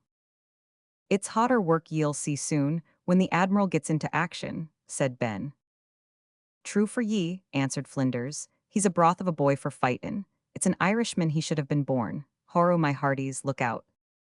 This latter exclamation was drawn forth by the crashing of a stray shot, which entered the ship close to the spot where they stood, and passed out on the starboard side, sending splinters of wood flying in all directions, without hurting anyone. "There goes the first," said Bill Bowles, looking up at the ragged hole that was left. "Fakes, but it's not the last," cried Flinders, as another stray shot hit the ship, wounding one of the men, and sending a splinter so close past the Irishman that it grazed his cheek. "Horro, boys, come on, the more the merrier. Sure it's death or victory we'll be havin' in half an hour." At this moment of intense excitement and expectation, when every man's nerves tingled to be called into vigorous action, Ben Bolter saw fit to give Flinders a lecture. "Ye should not to speak misrespectful of death, boy," said he gravely. "He's a rough customer when he gets hold of and is sartin sure to have the upper hand. It's my opinion that he'll pay this ship a pretty stiff visit tonight, so you'd better treat him with respect, and belay your jockin, of which your countrymen are over fond." To this, Flinders listened with a humorous expression about the corners of his eyes, while he stroked his chin, and awaited a pause in order to make a suitable reply. But an exclamation from Bill Bowles changed the subject abruptly. "Ho, boys," he cried, "there goes the Admiral." A tremendous crash followed his words, and the Vanguard was seen to pour a broadside into the Spartiate, as before related. The men of the Majestic gazed eagerly at the Admiral's ship, which was almost enveloped in thick smoke as they passed ahead, but an order from Captain Westcott to be ready for action called the attention of every man on his duty. Whatever might have been, at that moment, the thoughts of the hundreds of men on board the Majestic, the whole soul and body of every man appeared to be concentrated on his own gun, as he awaited in stern silence the order to act. It came at last, but somewhat differently from what had been expected. A sudden and peculiar motion was felt in the ship, and it was found that she had got entangled with the main rigging of one of the French vessels astern of the 50 Orient. Instantly men were sent aloft to cut clear, but before this could be accomplished, a perfect storm of shot and shell was sent into them from the towering sides of the three-decker. Men fell on all sides before they had an opportunity of firing a shot. Again and again the crushing shower of metal came. Spars and masts fell. The rigging was cut up terribly, and in a short time the Majestic would certainly have been sunk had she not fortunately managed to swing clear. A moment afterwards Captain Westcott, finding himself close alongside the Hero, the ninth ship of the enemy's line, gave the word to open fire, and Bill Bowles had at last the satisfaction of being allowed to apply a light to the touch-hole of his gun. 74 men had for some time past felt their fingers itching with an almost irresistible desire to do this, and now upwards of 30 of them were allowed to gratify their wish. Instantly, the good ship received a shock that caused her to quiver from the trucks to the keel, as her broadside went crashing into the Hero. No longer was there impatient inaction on board the Majestic, for not only did the Hero reply vigorously, but the Tonnant, the eighth of the enemy's line, opened fire on their other side. The Majestic therefore fought on both sides. Throughout the whole ship, the stalwart, half-naked men heaved at the huge guns. Everywhere, from stem to stern, was exhibited in full swing the active processes of sponging out, passing along powder and ball, ramming home the charges, running out, working the handspikes, stepping aside to avoid the recoil, and the whole operation of working the guns, as only British seamen know how to work them. All this was done in the midst of smoke, flame, crashing shot, and flying splinters, while the decks were slippery with human blood, and strewn with dead men, from amongst whom the wounded were raised as tenderly as the desperate circumstances in which they were placed would admit of, and carried below. Many of those who were thus raised never reached the cockpit, but again fell, along with those who bore them. One of the men at the gun, where Bill Bowles was at work, was in the act of handing a round shot to Bill, when a ball entered the porthole and hit him on the head, scattering his brains over the gun. Bill sprang forward to catch him in his arms, but slipped on the bloody deck and fell. That fall saved his life, for at the same moment a musket ball entered the port and passed close over his head, shattering the arm of a poor boy, one of those brave little fellows called powder monkeys, who was in the act of carrying a cartridge to Ben Bolter. Ben could not delay the loading of the piece to assist the little fellow, who used his remaining strength to stagger forward and deliver the cartridge before he fell, but he shouted hastily to a passing shipmate, "Here, Davis, carry this poor little chap to the cockpit." Davis turned and took the boy in his arms. He had almost reached the main hatchway when a shell entered the ship and burst close to him. One fragment killed the boy, and another almost cut Davis in two. They fell and died together. For a long time this terrible firing at short range went on, and many men fell on both sides. Among others, Captain Westcott was killed. He was the only captain who fell in that battle, and was one who, had his life been spared, would certainly have risen to the highest rank in the service. He had risen from the ranks, having been the son of a baker in Devonshire, and gained the honorable station in which he lost his life solely through his conspicuous abilities and courage. Up to this point, none of those who are principally concerned in this tale had received any hurt, beyond a few insignificant scratches, but soon after the death of the little boy, Tom Riggles received a severe wound in the leg from a splinter. He was carried below by Bill and Ben. "It's all over with me," he said in a desponding tone as they went slowly down the ladders.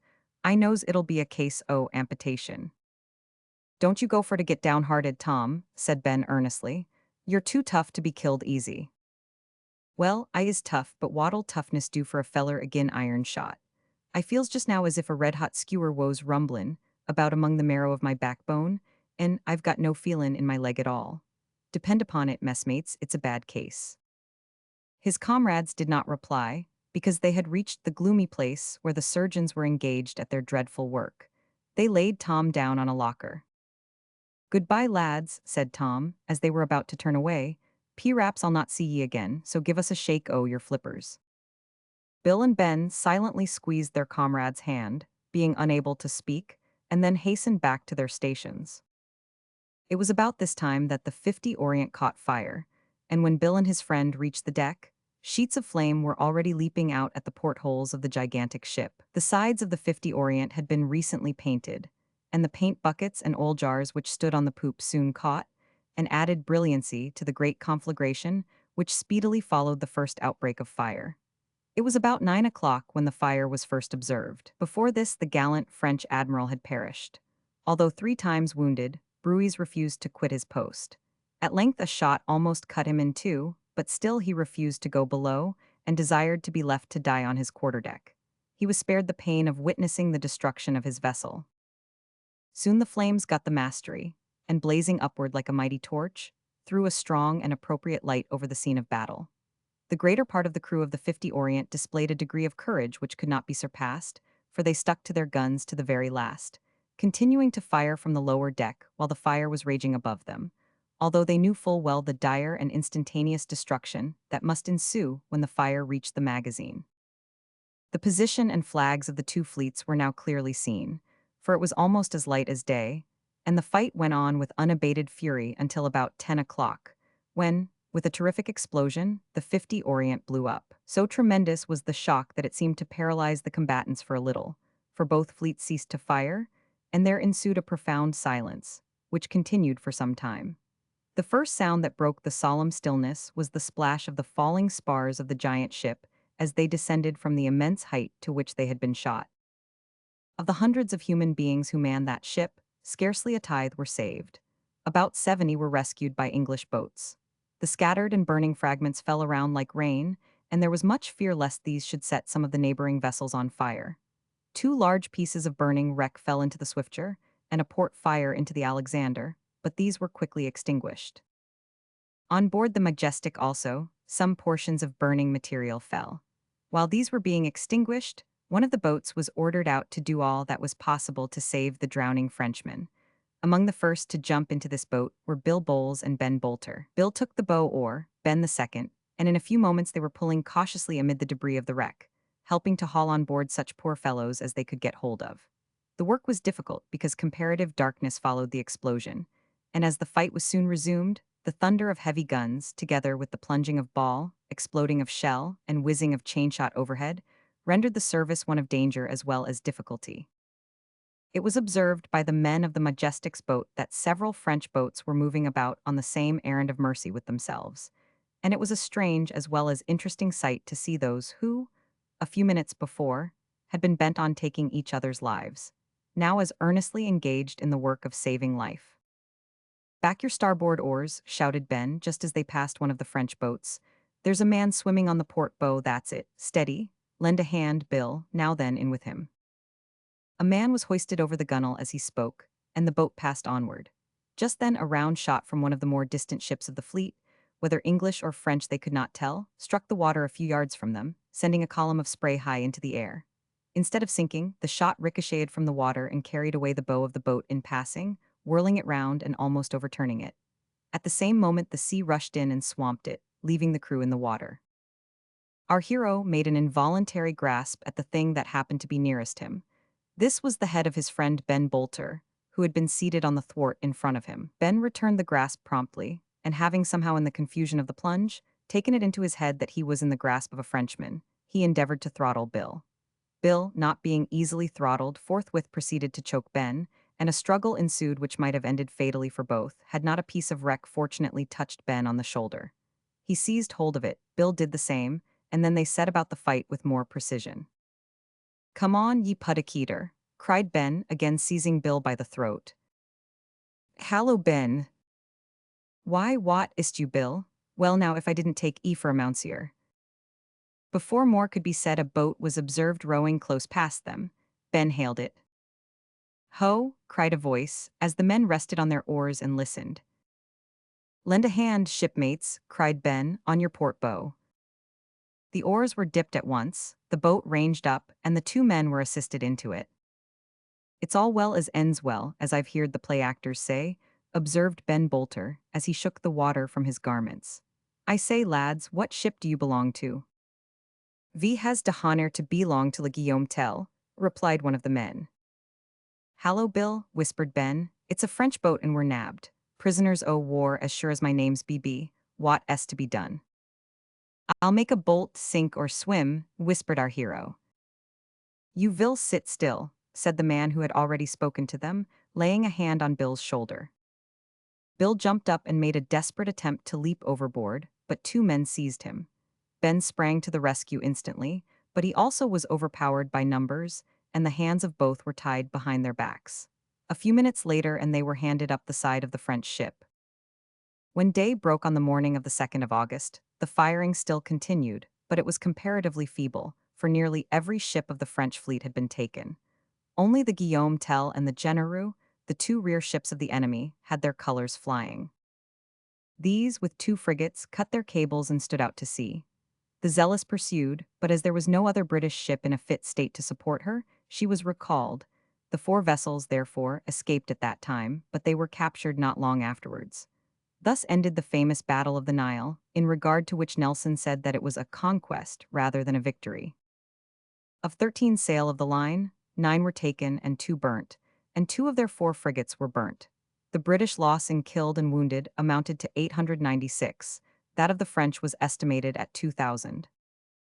The victory was most complete. The French fleet was annihilated. As might be supposed, the hero of the Nile was, after this, almost worshipped as a demigod. It is worthy of remark here that Nelson, as soon as the conquest was completed, sent orders through the fleet that thanksgiving should be returned, in every ship, to Almighty God, for the victory with which he had blessed His Majesty's arms. Chapter 8. Our hero and his messmate get into trouble. On the night after the battle, Bill Bowles and Ben Bolter were sent on board a French transport ship. As they sat beside each other, in irons, and securely lodged under hatches, these stout men of war lamented their hard fate thus. "I say, Bill, this is what I calls a fix."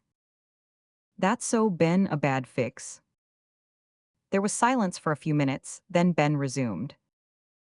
"Now, d'ye see, this here war may go on for ever so long, years it may be.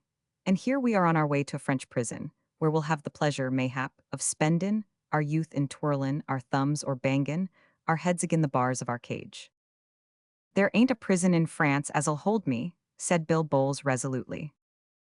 "No, how d'ye expect to get out seein' that the walls and doors ain't made o' butter, nor yet o' turnips?" inquired Ben.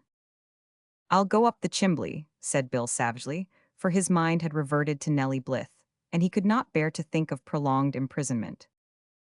"But what if they've got no chimbleys?" "I'll try the winders." "But if the winders is tight barred, what then?" "Why then, I'll bust 'im, or I'll bust myself, that's all." "Humph!" ejaculated Ben. Again, there was a prolonged silence, during which the friends moodily meditated on the dark prospects before them. "If we could only have been killed in action," said Bill, "that would have been some comfort." "Not so sure o' that, messmate," said Ben. "There's no sayin' what may turn up. P'raps the war will end soon, and that's not unlikely, for we've whipped the Mounseers on sea, and it won't be difficult for our lobsters to lick 'em on land. P'raps there'll be an exchange of prisoners, and we may have a chance of another brush with them one o' these days. If the wust comes to the wust, we can try to break out o' jail and run amuck for our lives. Never say die is my motto." Bill Bowles did not assent to these sentiments in words, but he clenched his fettered hands, set his teeth together, and gave his comrade a look which assured him that whatever might be attempted, he would act a vigorous part. A few days later, the transport entered a harbor, and a guard came on board to take charge of the prisoners, of whom there were about 20. As they were being led to the jail of the town, Bill whispered to his comrade, "Look out sharp as ye go along, Ben, and keep as close to me as ye can." "All right, my lad," muttered Ben, as he followed the soldiers who specially guarded himself. Ben did not suppose that Bill intended then and there to make a sudden struggle for freedom, because he knew that, with fettered wrists in a strange port, the very name of which they did not know, and surrounded by armed enemies, such an attempt would be utterly hopeless. He therefore concluded correctly that his companion wished him to take the bearings, as he expressed it, of the port and of the streets through which they should pass. Accordingly, he kept his weather eye open. The French soldiers who conducted the seamen to prison, although stout athletic fellows, and doubtless capable of fighting like heroes, were short of stature, so that the British tars looked down on them with a patronizing expression of countenance, and one or two even ventured on a few facetious remarks. Bill Bowles and Ben Bolter, who both measured above 6 feet in their stockings, towered above the crowd like two giants. "It's a purty place entirely," said an Irish sailor, with a smiling countenance, looking round upon the houses, and nodding to a group of pretty girls who were regarding the prisoners with looks of pity. "What may be the name of it, av I may make bold to inquire?" The question was addressed to the soldier on his right, but the man paid no attention.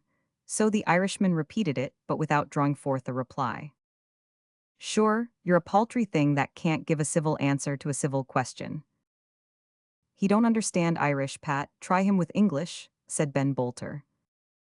"Ah, then," said Pat, "ye'd better try that yourself, only you're so high up there he won't be able to hear ye." Before Ben had an opportunity of trying the experiment, however, they had arrived at the jail.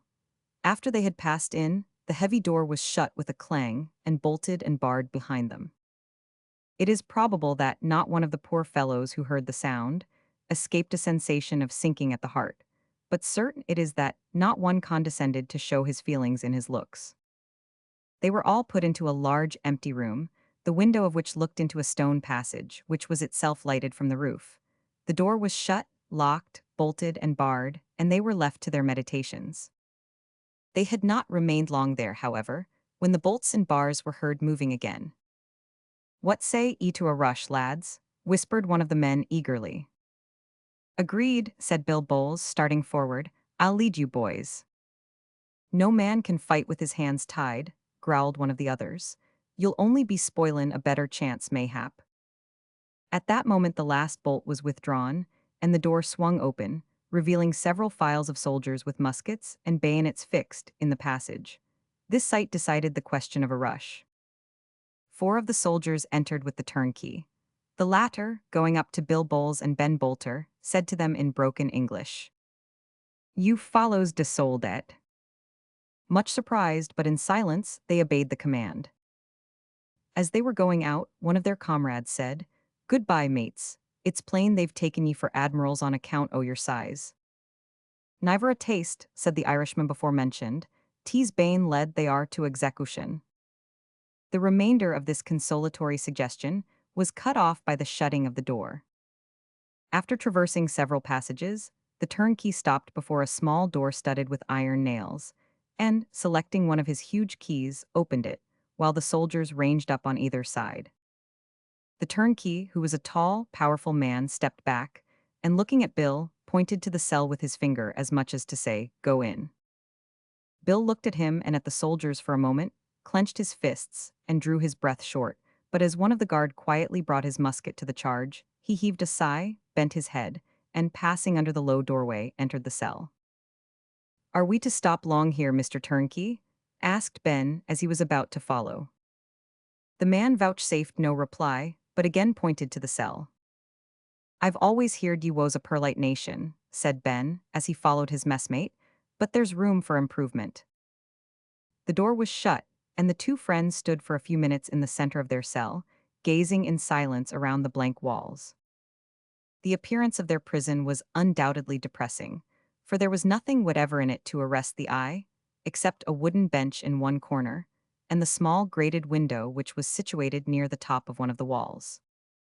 "What do you think o' this?" asked Ben after some time, sitting down on the bench.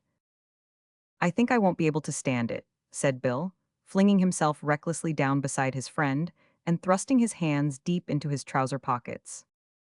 "Don't take on so bad, messmate," said Ben in a reproving tone.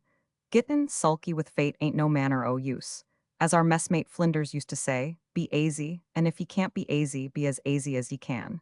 There's what I call sound wisdom in that." "Very true, Ben. Nevertheless, the sound wisdom in that won't avail to get us out this.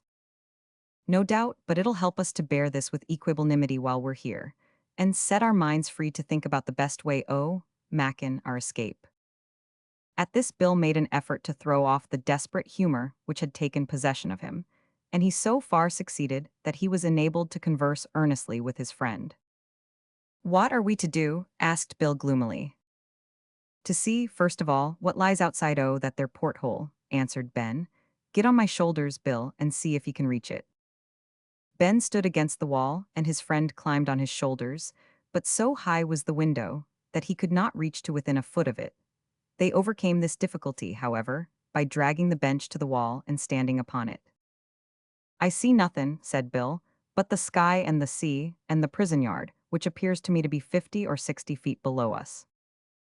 "That's not comfortin'," observed Ben, as he replaced the bench in its corner. "What's your advice now?" asked Bill. "That we remain on our good behavior a bit," replied Ben, "and see what they means to do with us, and whether a chance some sort won't turn up." "Well, that's a good plan. Anyhow, it's an easy one to begin with, so we'll try it for a day or two." In accordance with this resolve, the two sailors called into play all the patience, prudence, and philosophy of which they were possessed, and during the 3 days that followed their incarceration, presented such a meek, gentle, resigned aspect, that the stoniest heart of the most iron-molded turnkey ought to have been melted. But the particular turnkey of that prison was made of something more or less than mortal mold, for he declined to answer questions, declined even to open his lips, or look as if he heard the voices of his prisoners, and took no notice of them farther than to fetch their food at regular intervals and take away the empty plates. He, however, removed their manacles, but whether of his own goodwill or by order they did not know.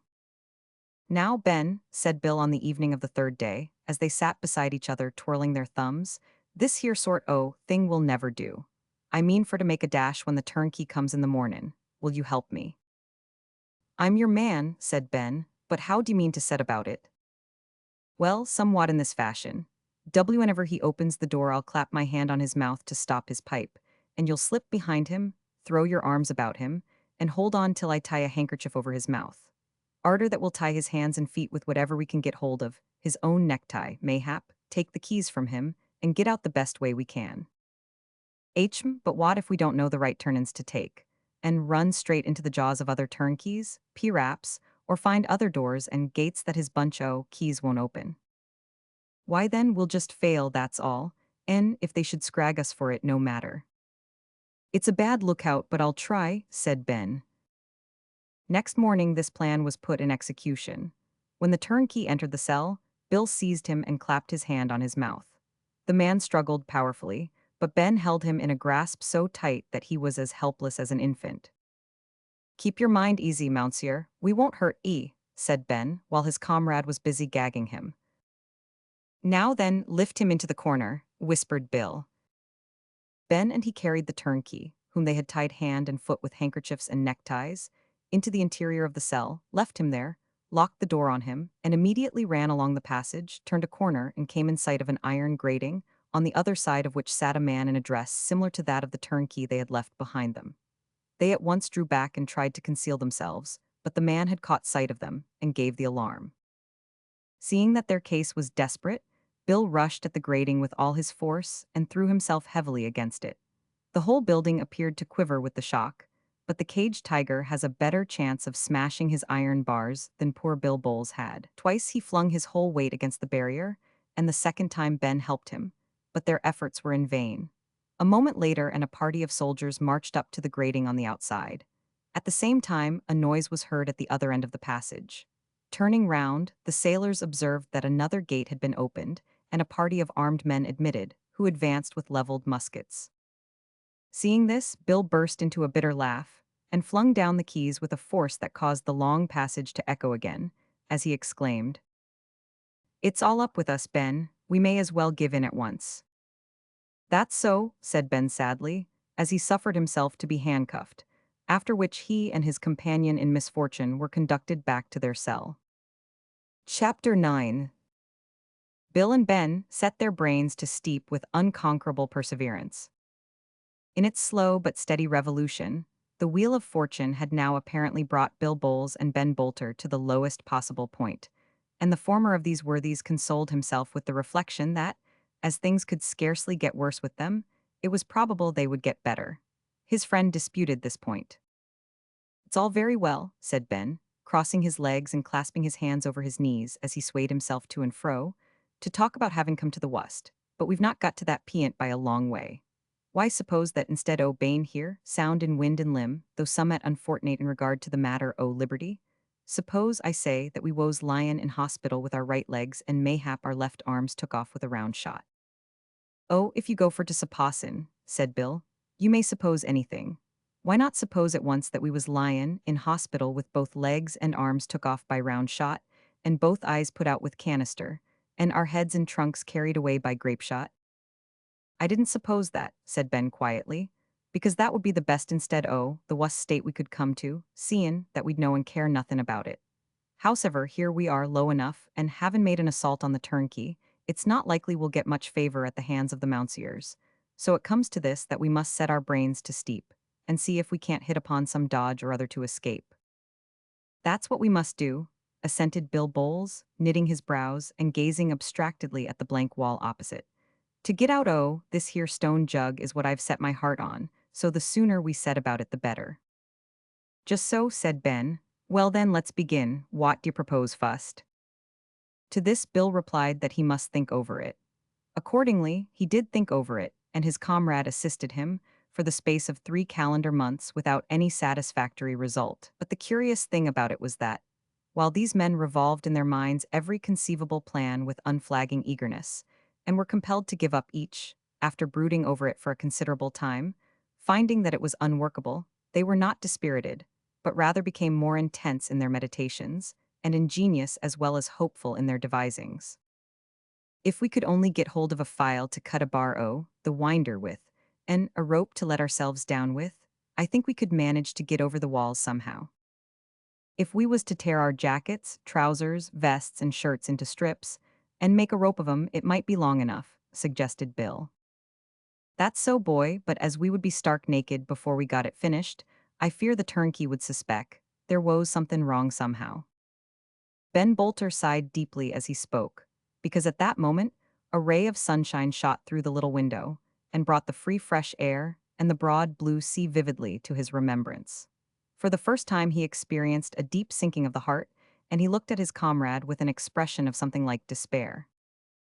"Cheer up," said Bill, observing and thoroughly understanding the look. "Never say die as long as there's a shot in." He was too much depressed and listless to finish the sentence. "I wonder," resumed Ben, "if the Mountseers treat all their prisoners of war as bad as they treat us." "Don't think they do," replied Bill. "I've no doubt it's 'cause we sarved 'em as we did when they first put us in quad."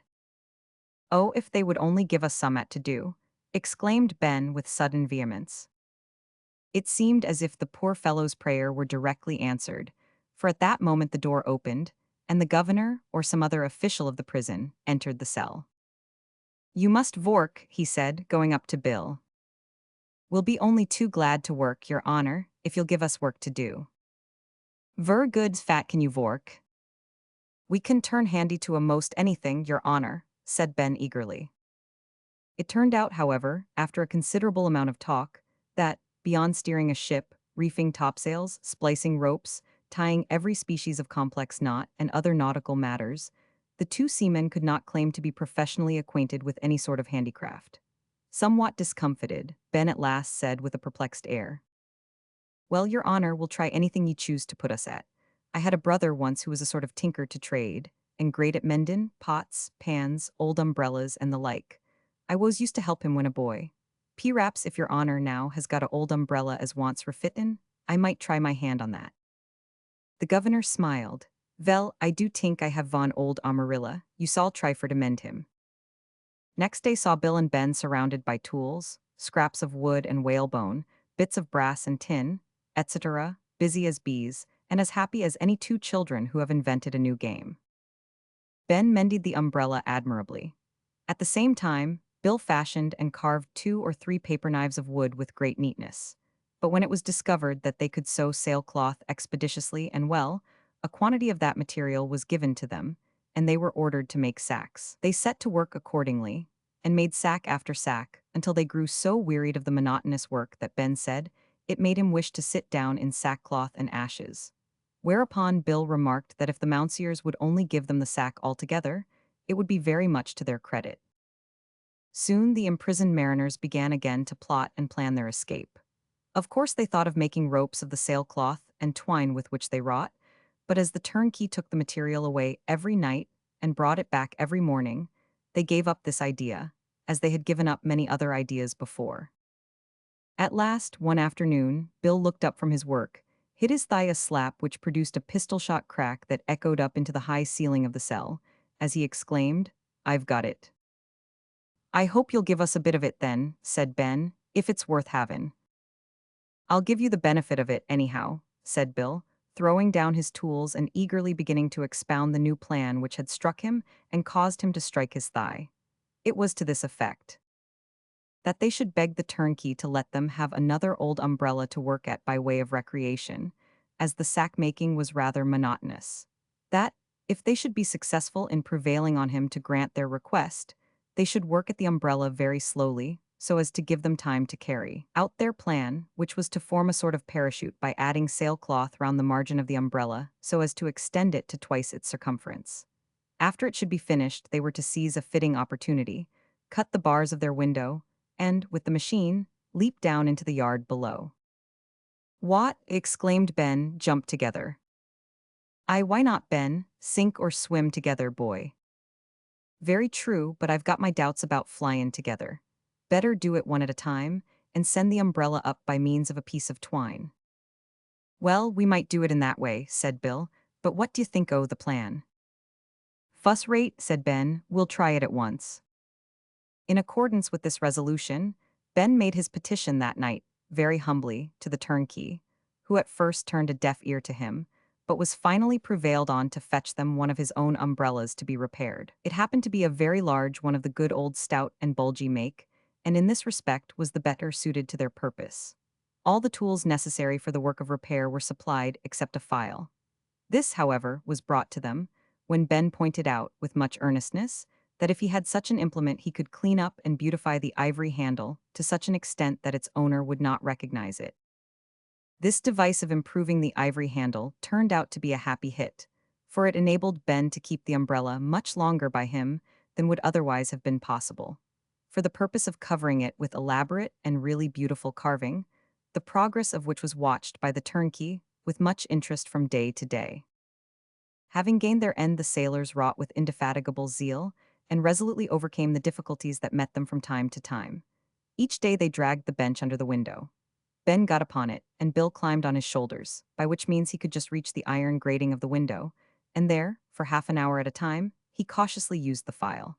They thought this enough of time to bestow on the work, because the bars could be easily filed through before the parachute was ready.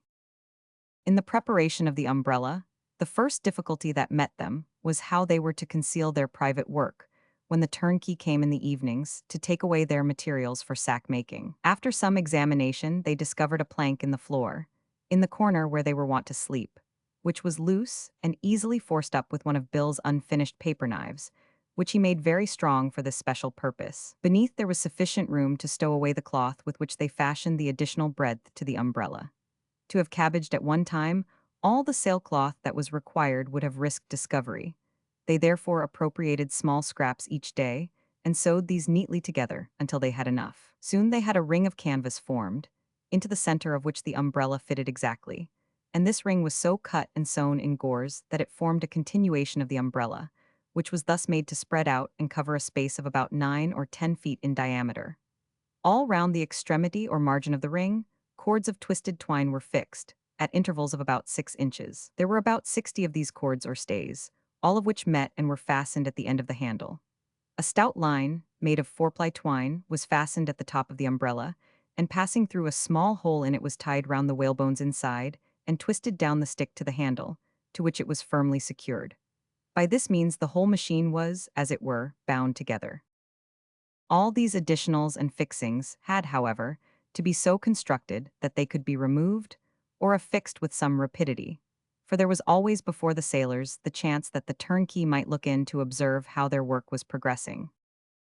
Indeed, one afternoon, they were almost discovered at work on the parachute. The turnkey was heard coming along the passage when Ben was in the act of fitting on the new appendages, and the key was actually in the door before the last shred of them was thrust into the hole in the floor, and the loose plank shut down. Ben immediately flung several of the sacks over the place, and then turning suddenly round on his comrade, began to pommel him soundly by way of accounting for the flushed condition of his countenance. Thus taken by surprise, Bill returned the blows with interest, and the combatants were separated by the turnkey when in a rather breathless condition. "If you do so more again, you s'all go separate," said the turnkey. The mere thought of separation at such a moment struck like a chill to the hearts of the sailors, who forthwith shook hands, and vowed earnestly that they would never do it again. In order to conciliate the man, Ben took up the umbrella, and pointing to the beautifully carved handle said, "You see it's all but finished, and I'm very anxious to get it done, so if you'll let me keep it by me all tonight, I'll work as long as I can see, and be at it the first thing in the morning." The man, pleased at the unusual interest which Ben took in the worn-out piece of goods, agreed to let him keep it by him. After carrying away all the other materials, and looking round to see that all was right, he locked them up for the night. Left to themselves, they at once began to prepare for action. They drew forth all the different parts of the parachute, for such it really was, although the machine so named had never been seen, but only heard of by the seamen, and disposed them in such a manner beside the hole in the floor as to be ready at a moment's notice, either to be fitted on to the umbrella or thrust back into the place of concealment. Their manacles had been taken off at the time they began to work, so that these were no longer impediments in the way. "Now, Bill, are the bars sure to give way, d'ye think?" "Sartin sure," said Bill. "They're holed in by nothin' thicker than a pin."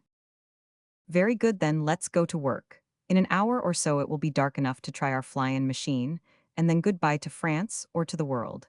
It's neck or nothin', d'ye see?" "All right," answered Bill. They sat down to work in good earnest. The spreading rim of canvas, instead of being tagged on as on former occasions, was now sewn securely to the umbrella, and when the latter was expanded, the canvas hung down all round it, and the numerous stays hung quite loose. Ben expected that the rapidity of the descent would suddenly expand this appendage and check the speed. The ends of the loose cords were gathered up and fastened to the handle, as was also the binding cord before referred to, all of which was done with that thoroughness of workmanship for which sailors are celebrated. Then a stout cord was fastened to one of the stanchions of the window, which had been left uncut for the purpose. When everything was ready, the adventurous sailors began to experience all the anxiety which is inseparable from an action involving much danger, liability to frustration, and requiring the utmost caution combined with energy. They waited until they thought the night was at its darkest. When all sounds around them had ceased, they took off their shoes and carefully lifted the bench to the wall under the window. Ben went up first by mounting on Bill's shoulders. With one powerful wrench, he pulled the iron framework of the window into the room and handed it down to Bill, who stooped a little and placed it gently against the wall. His comrade then thrust his head and shoulders out at the window, and while in that awkward position spread his jacket over the sill. This was intended to protect the cord which was fastened to the top of the umbrella, and by which it was to be drawn up after his descent. When this was done, Bill clambered up by the cord which hung from the uncut stanchion, and pushed the umbrella past Ben's body until he got hold of the end of it and drew it out altogether. Bill then descended into the cell, having the small cord in his hand, and watched the motions of his comrade with intense anxiety. The window was so small that Ben could barely get his head and shoulders through it. There was no possibility of his getting on his feet or his knees to make a leap. The only course that remained for him, therefore, was to expand the umbrella, hold on tight, and then wriggle out until he should lose his balance and fall head foremost. It was an awful position. Bold though the seaman was, and desperate the circumstances, his strong frame quivered when he gazed down and felt himself gradually toppling. The height he knew to be little short of 60 feet, but in the dark night it appeared an abyss of horrible profundity. A cold sweat broke out upon him, and for one moment he felt an almost irresistible tendency to let go the umbrella and clutch the windowsill, but he was too late. Like lightning he shot down for a couple of yards. Then the parachute expanded and checked him with such violence, as he swung round, that he nearly lost his hold and was thrown into a horizontal position, first on one side, then on the other. Finally, he reached the ground with a shock that almost took away his breath. He sat still for a moment or two, then rose slowly and shook himself, to ascertain whether he were still alive and sound. Immediately after he examined the parachute, found it all right, and gave his comrade the signal, a couple of tugs at the cord, to haul up. Bill was scarcely less agitated than his friend. He had seen Ben's legs disappear with a suddenness that told eloquently of his having taken flight, and stood in the cell above listening intently, while large drops of perspiration coursed down his face. On feeling the tug at the string, a mountain appeared to be lifted off his chest. Carefully, he pulled up the umbrella. When it showed its point above the windowsill, he clambered up and went through the same terrible ordeal. He was not, however, so fortunate as his friend, for when he jumped, three of the stays gave way, which had the effect of slightly deranging the motion of the umbrella, and he came to the ground with such violence that he lay stunned and motionless, leading his horrified comrade to fear that he was killed. In a few minutes, however, he revived and, on examination, found that no bones had been broken. "Now, Ben, what next?" said Bill, getting up and giving himself a shake. "The wall," said Ben, "can't be far from where we stand. If there was only a bit of moonshine, it would help us." "Better as it is," whispered Bill, groping about, for the night was so intensely dark that it was scarcely possible to see a yard. "I knows the way to the harbor if we only manage to get out. Ah, here's the wall, but it's an uncommon high one." This was indeed too true. The top of the wall was faintly visible like a black line across the dark sky, and when Ben mounted on Bill's shoulders, it was found that he could only reach to within 3 feet of the bristling iron spikes with which it was surmounted. For half an hour they groped about, and made the discovery that they were in a small enclosure with bare walls of 15 feet in height around them, and not a projection of any kind large enough for a mouse to lay hold of. In these circumstances, many men would have given way to despair. But that was a condition of mind which neither of our tars ever thought of falling into. In the course of their explorations, they came against each other, and immediately began an animated conversation in whispers, the result of which was that they groped for the umbrella, and, having found it, cut off all the cords about it, with which they proceeded to plait a rope strong enough to bear their weight. They sat down in silence to the work, leaning against the prison wall, and wrought for a full hour with the diligence of men whose freedom depends on their efforts. When finished, the rope was found to be about a yard too short for their purpose, but this defect was remedied by means of the canvas of their parachute, which they tore up into strips, twisted into an additional piece of rope, and spliced it to the other. A large loop was made on the end of it. Going once more to the wall, Ben mounted on Bill's shoulders and threw the loop over the top of the wall. It caught, as had been expected, on one of the iron spikes. Ben then easily hauled himself up, hand over hand, and, getting hold of 2 spikes, raised himself so that he could see over the wall. Immediately after he descended. "I sees nothin', Bill, so we must just go over and take our chance." Bill agreed. Ben folded his coat and, ascending again, spread it over the spikes so that he could lean on them with his chest without being pierced. Having reascended, Bill followed. The rope was then hauled up and lowered on the other side. In another moment they slipped down and stood on the ground. "Now the question is, where are we?" whispered Bill. "P-Raps were only in another yard after all." The sound of footsteps pacing slowly towards them was heard at that moment. "I do believe," whispered Bill in an excited tone, "that we've got into the street, and that's the sentry. Let's bolt." "We can't bolt," said Ben, "'cause if I took my bearin's right, he's between us and the shore, and it would be of no manner o' use boltin' into the country to be hunted down like a couple of foxes." "Then we'll floor him to begin with," whispered Bill. "That's so," said Ben. The sentry approached, and the sailors drew up close against the wall. Presently his dark form became faintly visible. Bill rushed at him at once, and delivered a blow that might have felled an ox at the spot where he supposed his chest was, sending the man back almost heels over head, while his arms rattled on the pavement. Instantly there were heard the sounds of opening locks, bolts, and bars. The two friends fled, and shouts were heard behind them, while lights flashed in various directions. "This way, Bill," cried Ben, turning down a narrow lane to avoid a lamp which came in sight when they turned a corner. A couple of belated and drunken French fishermen happened to observe them, and gave chase. "Hold on, Ben, let's drop and trip 'em up," said Bill. "All right," replied Ben, down with E. They stopped suddenly and squatted as low as possible. The lane was very narrow, the fishermen were close behind, they tumbled right over them and fell heavily on their faces. While they were rising, our heroes knocked them both insensible, and hastily appropriating their coats and red caps put them on as they ran. By this time, a crowd of fishermen, sailors, and others, among whom were a few soldiers and turnkeys with lanterns, were pursuing the fugitives as fast as was possible in so dark a night. Bill suggested that they should turn into a dark corner and dodge them. The suggestion was acted on at once. They dashed round the first corner they came to, and then, instead of continuing their flight, turned sharp to the left and hid in a doorway. The pursuers came pouring round the corner, shouting wildly. When the thickest of the crowd was opposite their place of concealment, Bill and Ben rushed into the midst of them with a shout, imitating the tones of the Frenchmen as nearly as possible, but taking care to avoid the use of word, and thus they joined in the pursuit. Gradually they fell behind, as if outrun, and when they found themselves in rear, turned about and made off in the opposite direction. Then, diverging to the left, they headed again towards the shore, ran down to the beach, and leaped into the first boat they came to. It happened to be a very small one, a sort of dinghy. Ben thought it was too small and was about to leap out and search for a larger, when lights suddenly appeared and the shouts of the pursuers, who had discovered the ruse, were heard as they approached. "Shove off, Ben!" "Hurrah, my hearties!" cried the seaman with a stentorian shout as he seized an oar.